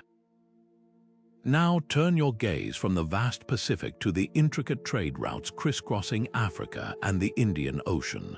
Long before Portuguese caravels rounded the Cape of Good Hope, there were thriving networks of commerce and exploration. The Swahili city-states of East Africa, like Kilwa and Mombasa, were cosmopolitan hubs where African merchants traded with partners from Arabia, India, and as far away as China. These were not passive recipients of foreign goods. They were active, powerful players in a globalized economic system. Meanwhile, in the 14th century, a young Moroccan scholar named Ibn Battuta embarked on a journey that would dwarf the travels of his near-contemporary Marco Polo. Over 30 years, he traveled an estimated 73,000 miles, visiting the equivalent of 44 modern countries across Africa, the Middle East, India, and Asia. His detailed account, the Rihla, provides an invaluable glimpse into the diverse political and social landscapes of the medieval world. Yet, while every schoolchild learns of Marco Polo's adventures, Ibn Battuta remains a relative obscurity in Western curricula. The difference in recognition isn't about the scale of the achievement, it's about the color of the map it's drawn on. This systematic silencing has a profound and damaging effect on our collective psyche. It creates a distorted perception of human curiosity itself, suggesting that the drive to discover what lies beyond the horizon was a European invention. It fuels the dangerous and persistent myth of the Dark Continent, or the mysterious East, ignoring the fact that these were regions with their own rich histories of internal and external exploration, trade, and cultural exchange. Historians like Felipe Fernandez Armesto have spent their careers arguing against this narrow view, demonstrating that exploration was, and always has been, a worldwide phenomenon. The Chinese treasure fleets of Admiral Zheng He in the 15th century, for instance, comprised hundreds of massive ships and tens of thousands of men, sailing to the coast of Africa decades before the Portuguese arrived. These voyages were not about conquest but about diplomacy and displaying the Ming dynasty's grandeur. Yet they too were largely written out of the Western narrative of discovery. Correcting this omission does more than just add a few new names to the history books. It fundamentally rewires our understanding of human history. It reveals a pre-modern world that was astonishingly connected, where ideas, goods, and people moved along complex global pathways. It shows us that the compass, a technology essential to European navigation, was a Chinese innovation, that the mathematical and astronomical knowledge that allowed for later voyages was preserved and expanded by Islamic scholars. The great tapestry of human exploration was not a single thread spun in Europe, but a magnificent and complex weave of countless cultures, each contributing their own skills, knowledge, and boundless courage to the collective human urge to see what's on the other side of the mountain, the desert, or the ocean. By finally listening to this silence, we don't diminish the accomplishments of European explorers. We simply place them in their proper context as latecomers who joined a conversation that had been ongoing for millennia. Now, let's step into the healing spaces of history, the birthing rooms, the herbal gardens, and the community rituals where, for millennia, health was not a commodity but a communal practice. Our 17th silence is the systematic suppression of these very voices: the healers, the midwives, the medicine women, and the countless non-Western practitioners whose vast knowledge was deliberately marginalized, stolen, or erased during the rise of modern, institutionalized medicine. This isn't merely a forgotten chapter, it's an active silencing that has impoverished our global medical toolkit, dismissing entire systems of knowledge as primitive superstition and severing our connection to more holistic, preventative, and often profoundly effective ways of healing. Consider the intricate pharmacopoeia developed by indigenous cultures across the globe, a deep understanding of plant medicine accumulated over thousands of years of careful observation and lived experience. For generations, these remedies were dismissed by Western medical authorities as mere folk tales or witch doctor potions. Yet, time and again, modern science has been forced to play a game of catch-up, using advanced technology to validate what these communities have known all along. The willow bark tea used by Native American cultures to reduce fever and pain was the original source of acetylsalicylic acid, which we now call aspirin. The Madagascar periwinkle, long used in traditional medicine on the island, was found to contain alkaloids crucial for treating childhood leukemia and Hodgkin's lymphoma. The knowledge was always there, a silent library of potential cures, but it was ignored, disdained, or worse, extracted without credit, with pharmaceutical companies patenting synthesized versions of compounds that traditional cultures had discovered and shared freely for centuries. This pattern of silencing is deeply intertwined with gender and power. For much of European history, the role of the community healer, the wise woman, or the midwife was a respected one, often the only source of medical care for the vast majority of the population, especially the poor. These women possessed a hands-on, empirical knowledge of herbs, bone setting, and childbirth, skills passed down through generations. However, with the professionalization of medicine starting around the 17th and 18th centuries, these figures were systematically targeted. The same institutions that granted licenses to male physicians also began to criminalize the practices of female healers, often accusing them of witchcraft to eliminate competition and establish a male-dominated medical monopoly. A powerful voice from this era is that of Hildegard of Bingen, a 12th-century Benedictine abbess, composer, and perhaps one of the most accomplished medical writers of her time. Her texts, such as Physica, detailed the medicinal properties of hundreds of plants, animals, and stones, blending spiritual and physical wellness in a holistic framework. Yet, for centuries, her scientific contributions were overshadowed by her religious writings, her medical wisdom relegated to a curious footnote rather than recognized as the serious scholarship it was. The most haunting question this silence forces us to ask is not just what we lost, but what we might have already discovered and forgotten. How many potential treatments for chronic illnesses, mental health conditions, or antibiotic-resistant infections lie dormant in the silenced pharmacopoeias of the world's traditional healers? The bias towards a single, institutionalized model of medicine, one that prioritizes isolated, synthetic compounds over complex plant synergies, and acute intervention over preventative, whole-body care, has undoubtedly blinded us to entire avenues of healing. It has created a system often more focused on managing symptoms than understanding the root causes of dis-ease within a person's lifestyle, environment, and community. The dismissal of these alternative systems wasn't just an academic debate. It had dire human costs, leading to the loss of invaluable knowledge that could have alleviated suffering on a massive scale. Breaking this silence today is not about rejecting modern medicine's incredible advances, but about ending its monopoly on truth. It is about fostering a dialogue, a true integration where the empirical rigor of Western science humbly meets the ancient, holistic wisdom of other traditions. We see the beginnings of this in the growing field of ethnobotany, where researchers partner with indigenous elders to document and scientifically test traditional remedies.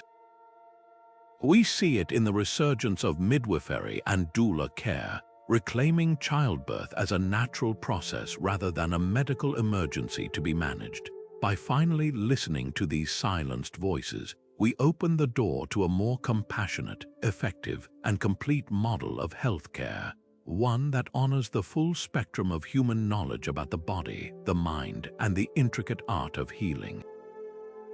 Now, let's shift our focus from the silenced healing arts to another foundational structure of human society that has been largely written out of the modern narrative: the extraordinary diversity of economic systems that flourished before capitalism became the dominant global model. We are taught to view economics as a natural science with immutable laws, as if supply and demand curves and profit maximization are forces as fundamental as gravity. But this is our 18th profound silence, the deliberate overlooking of the countless alternative models of trade, currency, and resource distribution that humans have innovated throughout history. This erasure is not accidental. It serves a powerful ideological purpose, making our current economic system appear inevitable and natural, while hiding the rich tapestry of other ways we have organized our material lives, many of which offer powerful lessons for addressing today's crippling inequalities. Consider the sheer scale of the Inca Empire, known as Tawantinsuyu, which stretched along the Andes Mountains and governed millions of people without using money as we understand it. This was not a primitive barter system. It was a sophisticated, centrally planned economy based on reciprocity and redistribution. The core principle was mita, a form of labor tax owed to the state. In exchange for contributing a certain number of days per year to public works projects, building terraces, roads, or temples, communities and individuals received security, access to stored food from state granaries in times of need, and the benefits of the infrastructure they helped create. The economy was managed through a complex bureaucracy using kippus knotted string devices that recorded statistical data to track resources and labor obligations across the vast empire. There were markets, but they were for exchanging local surplus and special goods, not the engine of the entire economy. When the Spanish conquistadors arrived, armed with their gold lust and a worldview that could only comprehend value in terms of coinage, they systematically dismantled this system. They failed to document its intricacies because they could not see its logic, viewing it not as a different economic model but as a lack of one. They saw poverty where there was a different kind of abundance, and in their silence, they erased a brilliant example of a large-scale, moneyless society that provided for its people. This pattern of silencing alternative economies extends far beyond the Andes. Across the globe, countless societies operated on principles that would seem alien to modern financiers. Many indigenous cultures in the Pacific Northwest practiced the potlatch, a complex ceremonial system where chiefs and communities gained prestige not by accumulating wealth, but by giving it away in lavish feasts and gift-giving ceremonies. This was a gift economy where status flowed from one's generosity and ability to provide for others, creating powerful bonds of obligation and community cohesion that stood in stark opposition to hoarding. In various parts of Africa, systems of communal land ownership ensured that while a family could use a plot of land for farming, the land itself was held in trust by the community and could not be bought or sold, preventing the kind of dispossession and landlessness that fuels poverty elsewhere. The great economic historian Karl Polanyi, in his seminal work, The Great Transformation, argued forcefully that the modern, disembedded market economy, where land, labor, and money are treated as commodities to be bought and sold, is a historical anomaly. For most of human history, he showed, economic activity was deeply embedded in social relationships, governed by reciprocity, redistribution, and householding, not by the cold logic of the market. The creation of the self-regulating market required the violent dismantling of these older social protections, a process he called the Great Transformation. Yet this prehistory of economics is silenced in standard textbooks, which present the market economy not as a recent and disruptive innovation, but as the natural endpoint of human social evolution. This omission is profoundly political. It makes our current system, with its vast inequalities and environmental costs, seem like the only possible way to organize ourselves, when in fact it is merely one choice among many that humans have made. The most pressing question this silence forces us to confront is not an academic one. How might our approach to contemporary crises of wealth disparity, climate change, and social alienation change if we had a full and honest accounting of these historical alternatives? What if we seriously studied the Inca model for its insights into managing resources without creating a speculative financial system? What if we incorporated elements of gift economies to strengthen community bonds and challenge the relentless status competition of consumerism? What if we revisited the principle of communal land ownership to address housing crises and ecological degradation? This gap in our historical understanding encourages a radical rethinking. It reveals that economics is not a fixed science discovered in 18th century Europe, but a series of cultural choices, a toolkit of possibilities. By listening to this silence, we empower ourselves to imagine a different future, one where the economy once again serves human well-being and ecological balance, rather than forcing humanity to serve the relentless demands of the market. We can describe the grandeur of the Roman Forum and the strategy of the Battle of Hastings, but we cannot hear the laughter of a child playing with a clay doll in a Pompeian courtyard, or feel the fear of a young apprentice shivering in a cold medieval workshop at dawn. This is our 19th profound silence, the near-total absence of children's own perspectives from the historical record. For centuries, chroniclers were almost exclusively interested in the world of adults, their wars, their politics, their economic pursuits, and their theological debates. Children existed in these narratives merely as props, as heirs, as symbols of lineage, or as tragic statistics in mortality rates. Their inner lives, their private thoughts, their secret fears, their unique joys, and their understanding of the world unfolding around them are a vast, silent continent in our map of the past, leaving us with a history that is only half told. This void forces us to confront a startling reality. Our very concept of childhood is a historical construction, one that has shifted dramatically over time. The pioneering French historian Philippe Aures, in his seminal work, Centuries of Childhood, argued that in the medieval world, the idea of childhood as a distinct, protected phase of life simply did not exist in the way we understand it today.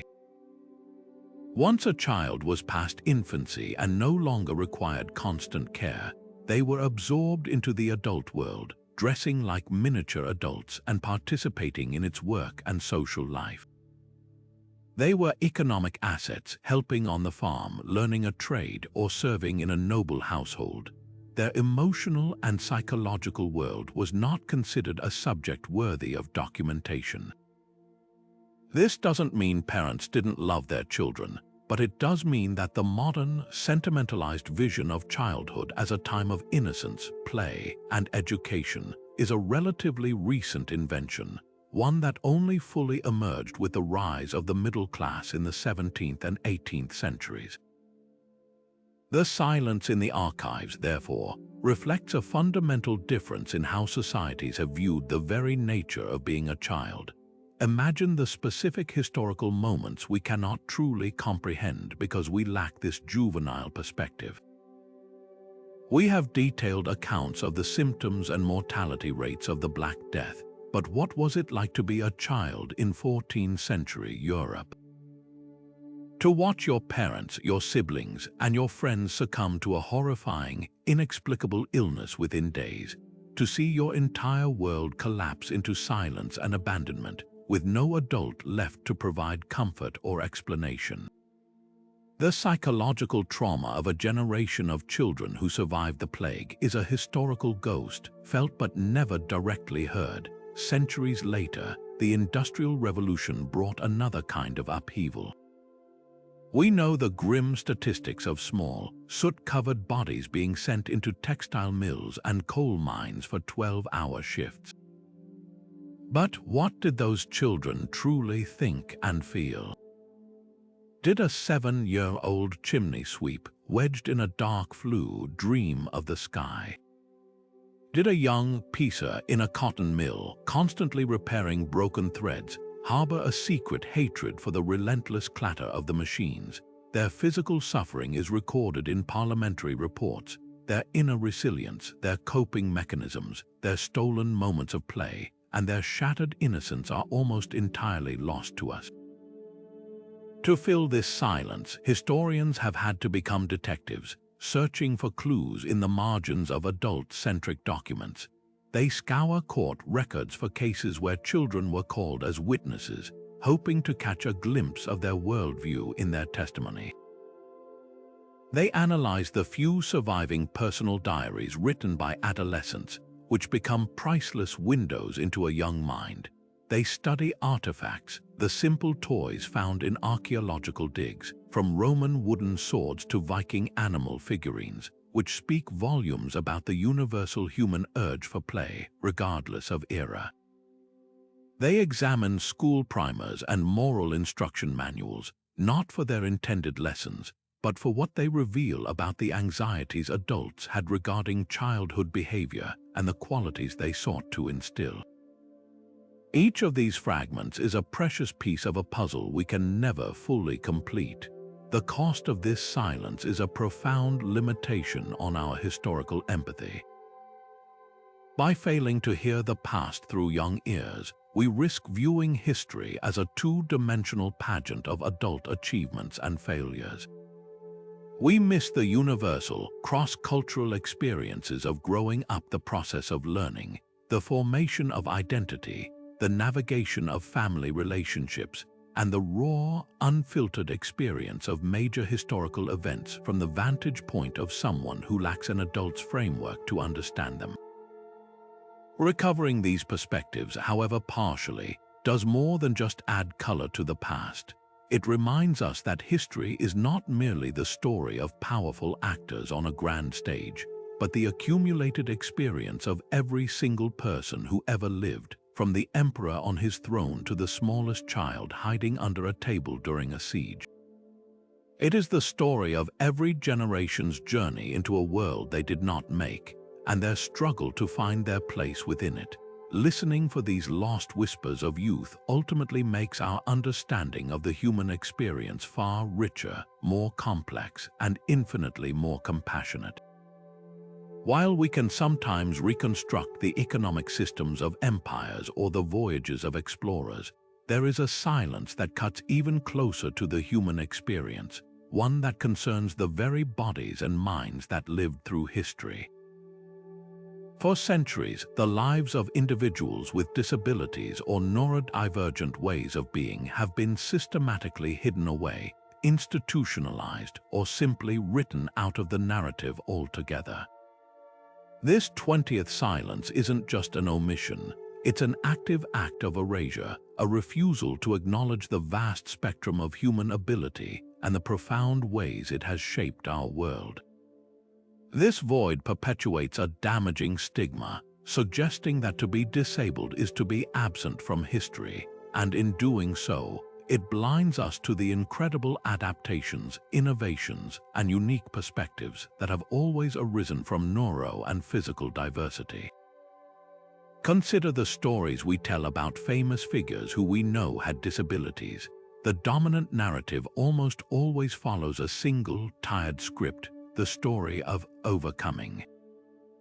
Ludwig van Beethoven's gradual descent into deafness is framed as a heroic tragedy that he miraculously conquered to produce his later masterpieces.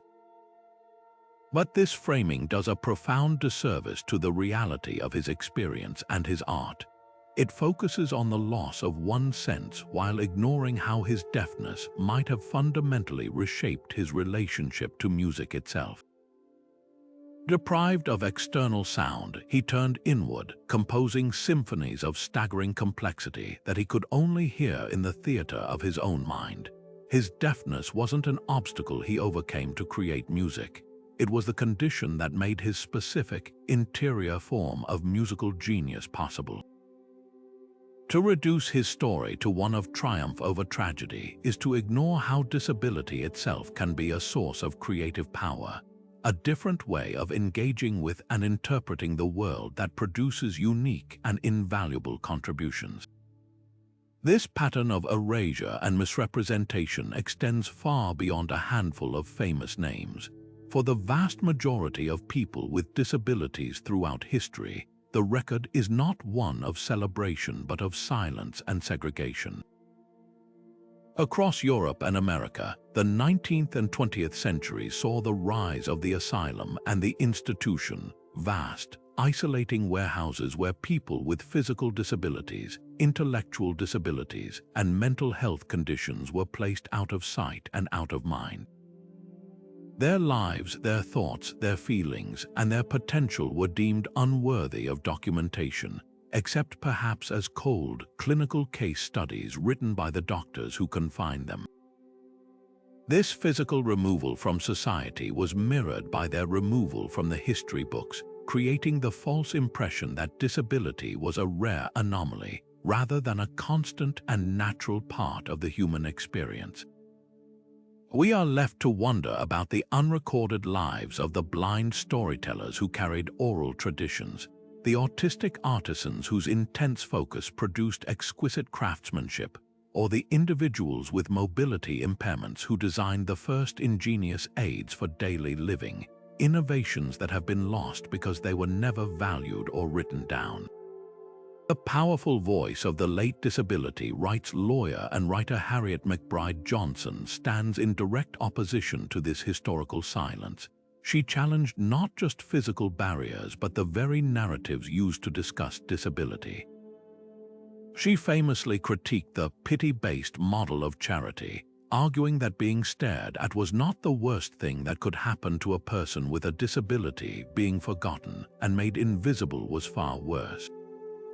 She insisted that disability is a natural part of the human condition, a way of being that comes with its own experiences, its own culture, and its own insights. The tragedy, she argued, is not the impairment itself, but the societal failure to accommodate and include, the failure to see the person beyond the condition. Erasing these stories doesn't just limit our understanding of the past, it actively harms our present. It allows us to believe that accessibility is a modern innovation or a special favor, rather than a fundamental human right that has been denied for centuries. It prevents us from seeing the long history of community care, mutual aid, and inventive adaptation that disabled people have always practiced to navigate a world not built for them. Filling this silence is therefore an act of recovery that enriches us all. It means looking at history with a new set of questions. How did ancient societies accommodate difference? What technologies did they develop? It means seeking out the voices of disabled people themselves, in the rare diaries or letters that survive, and listening to what they said about their own lives, rather than accepting the medicalized accounts of others. It means re-examining archaeological evidence, a skeleton showing signs of long-term care and survival after a severe injury, tells a powerful story of compassion and community support that written records may have ignored. By doing this, we don't just add a new chapter to history, we rewrite the entire book to reflect a more complete and honest truth. We create a history that doesn't see disability as a deficit, but as a variation, one that has always been here, has always contributed, and has always been an integral thread in the magnificent and diverse tapestry of human existence. Now consider the very nature of scientific progress itself. We often imagine it as a steady, linear march toward truth, with each generation building gratefully upon the last. But history reveals a far messier, more contentious process, one punctuated by long periods of silence where revolutionary ideas are not just ignored, but actively suppressed by the very institutions meant to foster discovery.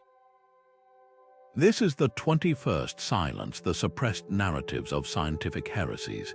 It is the story of brilliant minds who saw the world differently and were punished for it, their ideas ridiculed, their careers destroyed, and their findings buried for decades, even centuries, slowing the entire human journey toward understanding. The most famous example is, of course, Galileo Galilei. His crime was not a lack of evidence. His telescopic observations of the moons of Jupiter and the phases of Venus provided powerful support for the Copernican model that placed the Sun, not the Earth, at the center of our solar system. His crime was challenging a prevailing paradigm that was deeply entwined with religious and philosophical authority. The institution of the Catholic Church, invested in an Earth-centric universe, forced him to recant and placed him under house arrest for the remainder of his life. His masterpiece, Dialogue Concerning the Two Chief World Systems, was placed on the Index of Forbidden Books. The silencing was effective and brutal, casting a long shadow over Italian science for generations and demonstrating how easily authority can stifle inquiry when it feels threatened. But Galileo's story is not an isolated relic of a less enlightened time. Centuries later, a German meteorologist named Alfred Wegener proposed a theory he called continental drift. He noticed the neat jigsaw puzzle fit of the South American and African coastlines and gathered evidence from matching fossil records and geological formations across oceans. In 1912, he suggested the continents were once joined in a supercontinent and had slowly drifted apart. The established geological community of the day, wedded to the idea of fixed continents, met his idea with utter scorn and derision.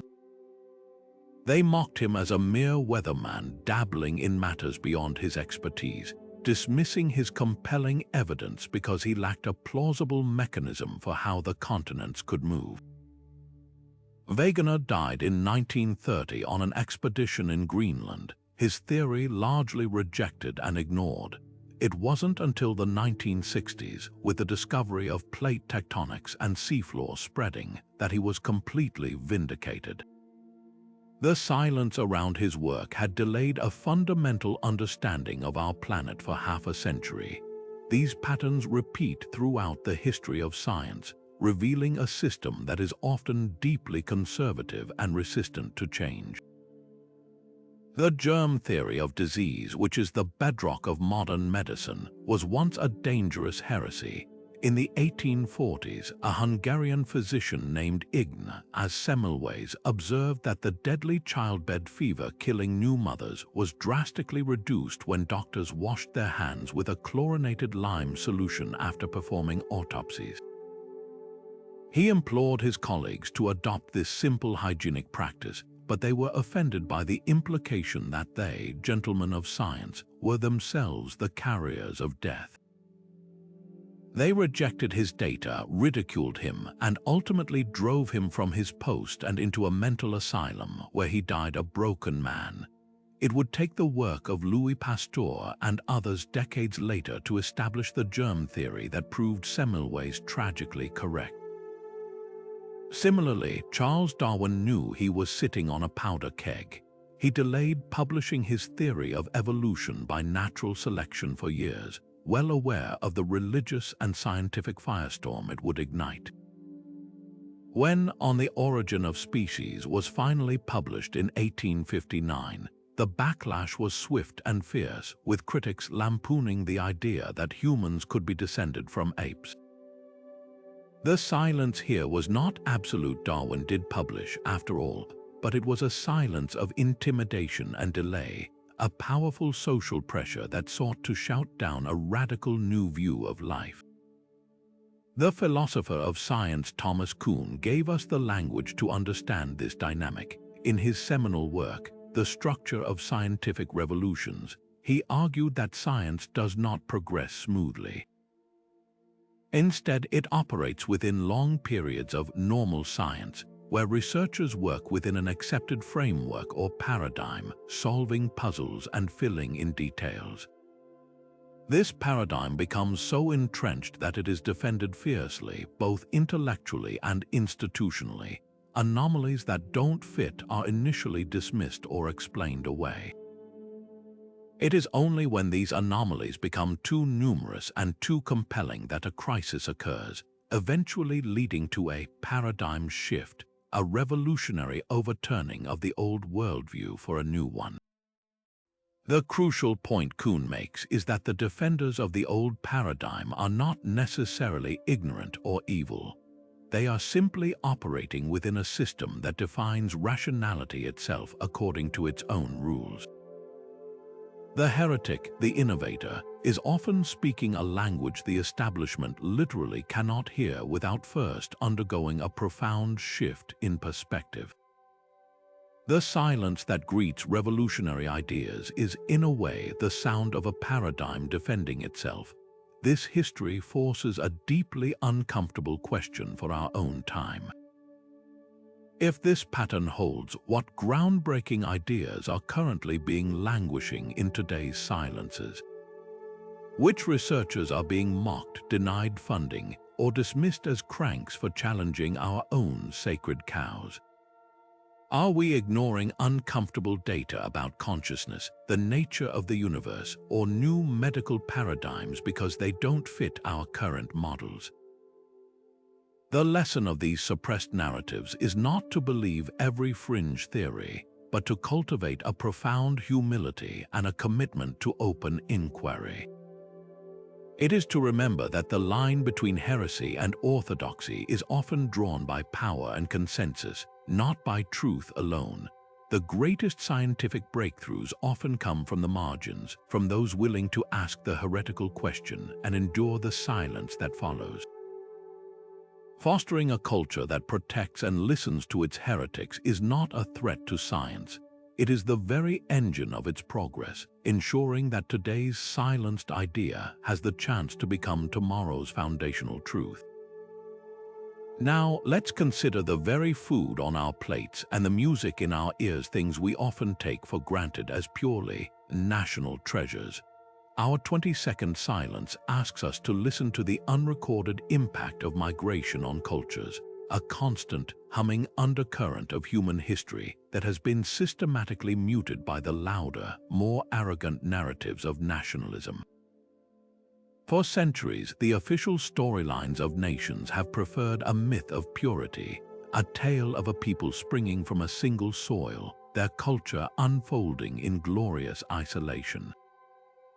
This is a fantasy. The far more vibrant, chaotic, and beautiful truth is that human cultures are not static monuments.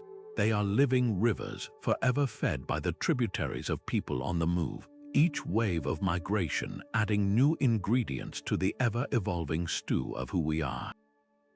This process of cultural blending is so fundamental that we often miss it entirely, like a fish not noticing the water it swims in. Take the universal language of American music. The blues, jazz, rock and roll, hip-hop, these are not purely American inventions in any isolated sense. They are the magnificent, painful, and joyous offspring of the African diaspora, born from the rhythms, call and response patterns, and spiritual traditions that enslaved Africans carried with them across the Atlantic, which then collided and fused with European harmonic structures and instrumentation. The banjo, an instrument now iconic in American folk and country music, has its direct origins in West African lutes. To tell the history of American music without centering this African influence is to tell a story with its heart ripped out. It silences the profound creativity born from oppression and exchange, reducing a shared heritage to a narrowly owned product. This cultural alchemy extends far beyond music into the very flavors we associate with home. What we think of as Italian cuisine was utterly transformed by the Columbian exchange. The tomato, the cornerstone of so many Italian sauces, is a native of the Americas that didn't arrive in Europe until the 16th century. Imagine a world without pizza margherita or a rich bolognese. These are dishes born from migration. Similarly, the British national dish, chicken tikka masala, is a delicious testament to this ongoing process, a curry adapted by South Asian migrants to suit British tastes that then became a beloved symbol of a new hybrid identity. These are not recent aberrations, they are the latest chapters in an ancient story. The spices that fueled the European age of exploration were sought precisely because of earlier cultural contact during the Crusades, which gave Europeans a taste for the flavors of the East. Our culinary maps have always been redrawn by human movement. The great historian of slavery-era Berlin dedicated his career to understanding these processes, arguing that migration is not an exception or a disruption in human history. It is the central plot. Societies have always been formed, reformed, and enriched through the movement of peoples, whether voluntary, as with merchants and pioneers, or forced, as with the enslaved and the refugee. To ignore this is to embrace a dangerous historical amnesia. When nationalist narratives downplay or outright deny these constant exchanges, they create a false and exclusionary ideal of cultural purity. This manufactured silence is the fertile ground in which xenophobia takes root. If a nation believes its culture is a static, pristine inheritance threatened by foreign influence, then the migrant naturally becomes a contaminant, an invader, rather than what they have always been, a fellow human and a potential contributor to the next chapter of the nation's ongoing story. Listening to this particular silence is therefore an act of both historical honesty and profound hope. It allows us to reframe the conversation about migration from one of threat to one of continuity. It reveals that the very things we often cling to as symbols of our unique identity are themselves the products of prior mixing, borrowing, and blending. There is no us and them in the long arc of history. There is only an ever-shifting we. By celebrating this hybridity, we do more than just correct the record. We actively disarm the narratives of hatred and fear. We acknowledge that our shared heritage is not one of walls and purity, but of bridges and mixture, and that the most vibrant cultures are not those that hide from the world, but those that are brave enough to be constantly remade by it. From the bustling ports of human migration, we now turn to our most constant and silent companions, the animals who have walked beside us, literally and figuratively, through every chapter of our shared past. Our history books are filled with the names of kings and inventors, but they are eerily quiet about the non-human partners whose labor, loyalty, and very existence made those human achievements possible. This 23rd silence is the hidden role of animals in human history, a vast omission that reduces our past to a one-species story and ignores the profound, symbiotic relationships that have shaped everything from our diets and economies to our art and our very capacity for empathy. Consider the sheer scale of this partnership. The agricultural revolution, the foundational shift from hunting and gathering to settled farming, was not a human solo act. It was a tripartite agreement between humans, plants, and animals. The domestication of cattle, sheep, goats, and pigs provided not just a reliable source of protein through meat and milk, but also indispensable labor. Oxen were the tractors of the ancient world, their immense strength harnessed to pull plows and break ground for the first large-scale farms, dramatically increasing food production and allowing human populations to explode. Their manure fertilized the fields, creating a sustainable cycle of renewal. Meanwhile, in arid regions, the domestication of the camel was nothing short of a technological revolution. These ships of the desert possessed an almost miraculous biology: water-storing humps, closable nostrils, and specialized blood cells that allowed them to traverse vast, waterless seas of sand. They didn't just make desert trade possible, they created it, enabling the flow of spices, silks, and ideas between distant civilizations and forging the economic backbone of entire regions. To write the history of trans-Saharan trade or the Silk Road without centering the camel is like writing the history of navigation without mentioning the ship. This silent partnership extends dramatically into the realm of conquest and conflict. The course of warfare, and thus the map of the world, was irrevocably shaped by the horse. The speed and shock power of mounted cavalry decided the fate of empires, from the steppe warriors like Genghis Khan, whose mastery of the horse allowed them to build the largest contiguous land empire in history, to the knights of medieval Europe. But the animal's perspective is entirely absent from the chronicles of these battles. We read about the tactics of the general, but not the endurance of the steed that carried him, the fear it must have felt charging into a wall of spears, or the bond that might have existed between soldier and mount. Similarly, elephants were the ancient world's tanks, their sheer size and power terrifying infantry and breaking fortifications. Yet we know them only as instruments of war in the accounts of Hannibal or Indian kings, not as intelligent, sensitive creatures forced into the horrors of human conflict. This anthropocentric bias is precisely what scholars like Erica Fudge challenge in the emerging field of animal studies. She and others argue for a history that is not just human-centric, but biocentric, one that acknowledges animals not as passive resources or backdrop, but as active agents who have co-created our world. This isn't about sentimentality, it's about historical accuracy. It means asking different questions of the past. Not just what did the explorer discover, but what pack animals made the journey possible and how were they cared for? Not just how did the factory improve efficiency, but what was the experience of the thousands of urban horses who powered the city's transport before the automobile, breathing in coal dust and navigating crowded streets? This shift in perspective reveals a past that is far more complex and interconnected. The most profound lesson this silence holds for us is ethical. By rendering animals invisible in our historical narratives, we have implicitly justified their exploitation. If their suffering and their contributions don't even merit a footnote, then it is easier to treat them as mere commodities in the present. Recognizing their central role forces an uncomfortable but necessary reckoning.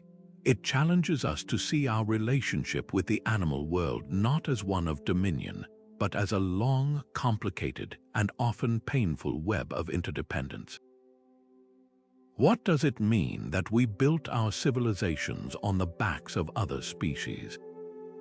How might our policies on agriculture, conservation, and animal welfare change if we truly integrated this understanding into our sense of self? This gap in our story is an invitation to finally listen to the silent partners who have been there all along, to write a history that is honest, holistic, and humble enough to recognize that humanity never walked alone. While the drums of war echo loudly through our history books, there is another, far quieter sound that has always been present if we care to listen: the patient, painstaking work of peace.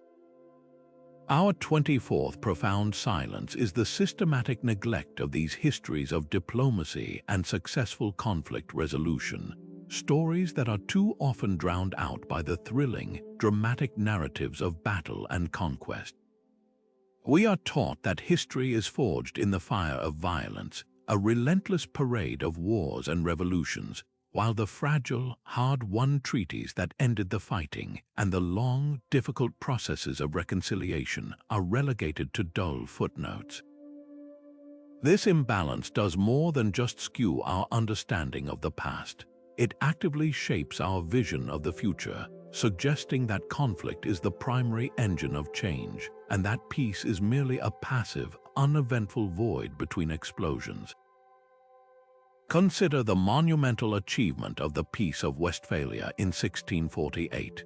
This was not a single document but a complex series of treaties that finally ended the 30 Years' War, a devastating religious and political conflict that had ravaged Central Europe, killing millions through combat, famine, and disease. The negotiations themselves were a marathon of diplomacy, dragging on for years with hundreds of delegates involved in a dizzying web of alliances and betrayals. The resulting peace did far more than just stop the fighting. It fundamentally reshaped the international order, establishing the foundational principles of state sovereignty and non-interference that still underpin global politics today. It was a messy, frustrating, and breathtakingly intricate human accomplishment. Yet, in our popular memory, the 30 Years' War is remembered for its brutal battles and the marauding armies of Wallenstein, while the peace that ended it is an obscure historical term learned for an exam. The dramatic violence is remembered, the difficult, life-saving diplomacy is forgotten. This bias toward violence is not a natural human inclination. It is a choice made by storytellers and historians. War provides clear narratives, heroes and villains, dramatic turning points, and decisive victories. Peace, by contrast, is often achingly complex, incremental, and conducted in stuffy rooms by people debating legalistic language. It lacks the visceral punch of a cavalry charge. As the historian Margaret Macmillan has eloquently argued, we must understand that peace is just as complex and instructive as war. Studying how peace is made and maintained requires us to grapple with nuance, compromise, and the long, unglamorous work of building trust and institutions. It forces us to ask difficult questions. How do you get bitter enemies to sit at a table? What concessions are necessary and which are unforgivable? How do you build a peace that lasts generations, not just until the next harvest? The cost of this silence is a dangerously impoverished toolkit for addressing modern global conflicts. If our primary historical reference points are military victories, we will instinctively reach for military solutions. We are left without a deep well of successful diplomatic strategies to draw from. We forget the lessons of the Congress of Vienna in 1815, which after the Napoleonic Wars created a framework for relative peace in Europe for a century, not through total victory but through a careful, if cynical, balance of power. We overlook the countless local truces, prisoner exchanges, and cross-border collaborations that have quietly averted smaller crises for centuries. By ignoring these stories, we are effectively trying to build a future with only half of the available blueprint, using only the pages that describe how to tear things down, not how to put them back together. Imagine how different our approach to international relations could be if the study of successful peacemaking was given equal weight to the study of warfare. What if aspiring leaders were required to study the intricate negotiations that ended the Cuban Missile Crisis as intently as they study the Battle of Normandy? What if we celebrated diplomatic heroes with the same fervor as we do wartime generals? This is not a call for pacifism, but for perspective. It is a plea to recognize that the avoidance of war, the resolution of conflict through words and laws, is one of the highest and most difficult achievements of any civilization. By uncovering these silenced histories, we do more than just correct the record. We actively nourish the idea that cooperation is possible, that dialogue can be more powerful than destruction, and that the enduring human desire for harmony is not a weakness, but our greatest and most overlooked strength. But history's deepest wounds are not always found in the ash of burned libraries or the blank spaces of censored records. Some of the most profound silences reside within us, etched into the very fabric of our families and communities, passed down like a painful inheritance that has no name. This is our 25th and final silence, the unspoken legacies of historical trauma. It is the ghost in the genetic code, the shadow at the family gathering, the unexplained anxiety that grips a generation that never directly experienced the original horror. This silence is not merely an absence of words, it is the presence of a pain so deep, so collective, that it defies simple documentation and yet shapes identities, behaviors, and worldviews for centuries after the events themselves have faded from living memory. We are only beginning to understand the biological and psychological mechanisms of this transmission, a field of study that has profound implications for how we view history itself. The pioneering research on epigenetics suggests that severe, sustained trauma can actually alter gene expression, turning certain genetic switches on or off, and that these changes can be passed down to subsequent generations. This means the child or grandchild of a Holocaust survivor or a descendant of enslaved people might inherit not just the stories, but a physiological predisposition to higher stress responses, hypervigilance, or a heightened sense of threat, all encoded in their very biology. This is a silence written into the body itself, a historical echo that manifests as a racing heart, a moment of unexplained panic, or a deep-seated fear whose origin the individual cannot possibly pinpoint because it belongs to an ancestor they never knew. It is history literally living and breathing inside us, a legacy we carry in our cells. This intergenerational trauma shapes cultures in ways that are rarely captured in official documents. Consider the complex relationship to food and scarcity in communities that endured famines, like the Great Hunger in Ireland or the Holodomor in Ukraine. The compulsive hoarding, the insistence on cleaning one's plate, the deep-seated anxiety around waste, these are not merely personal quirks. They are behavioral heirlooms, survival strategies forged in a past of starvation and passed down through subtle family rituals and unspoken expectations. Similarly, the trauma of slavery and centuries of racial terror in the United States has left a complex legacy of distrust of medical and governmental institutions, a survival mechanism born from a brutal history of exploitation and experimentation that is often mislabeled in the present without an understanding of its deep historical roots. These are not choices, they are adaptive behaviors that became ingrained for survival, and their origins lie in a silence that history books, focused on economic and political outcomes, have almost entirely ignored. The writer and Holocaust survivor Primo Levi understood the limits of language in the face of such trauma.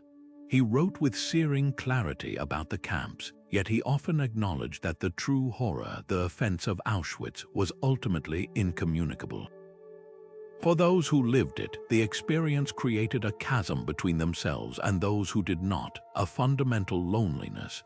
For their descendants, this can manifest as a second-hand silence, a feeling of carrying a weight that is not fully theirs to bear, yet is inextricably part of them.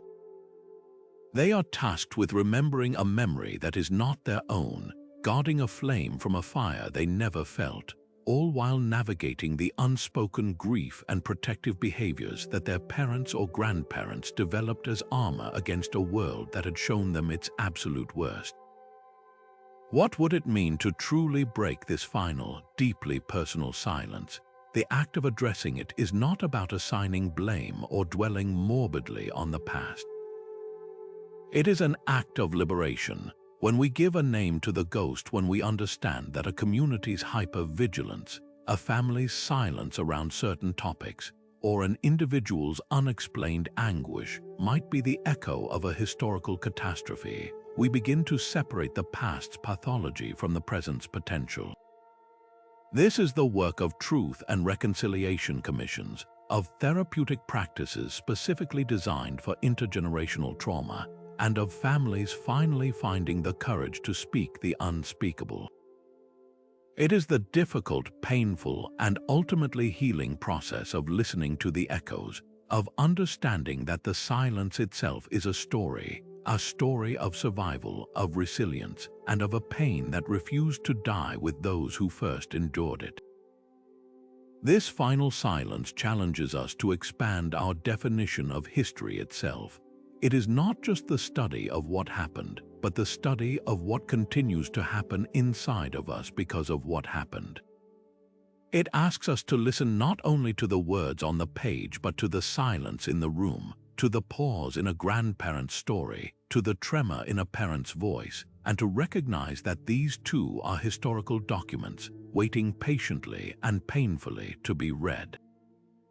As we've journeyed through these 25 historical silences, it's become undeniably clear that absence is not emptiness, it's a presence, a powerful force actively shaped by prejudice, perspective, and the relentless drive to control the narrative of who we are and where we come from.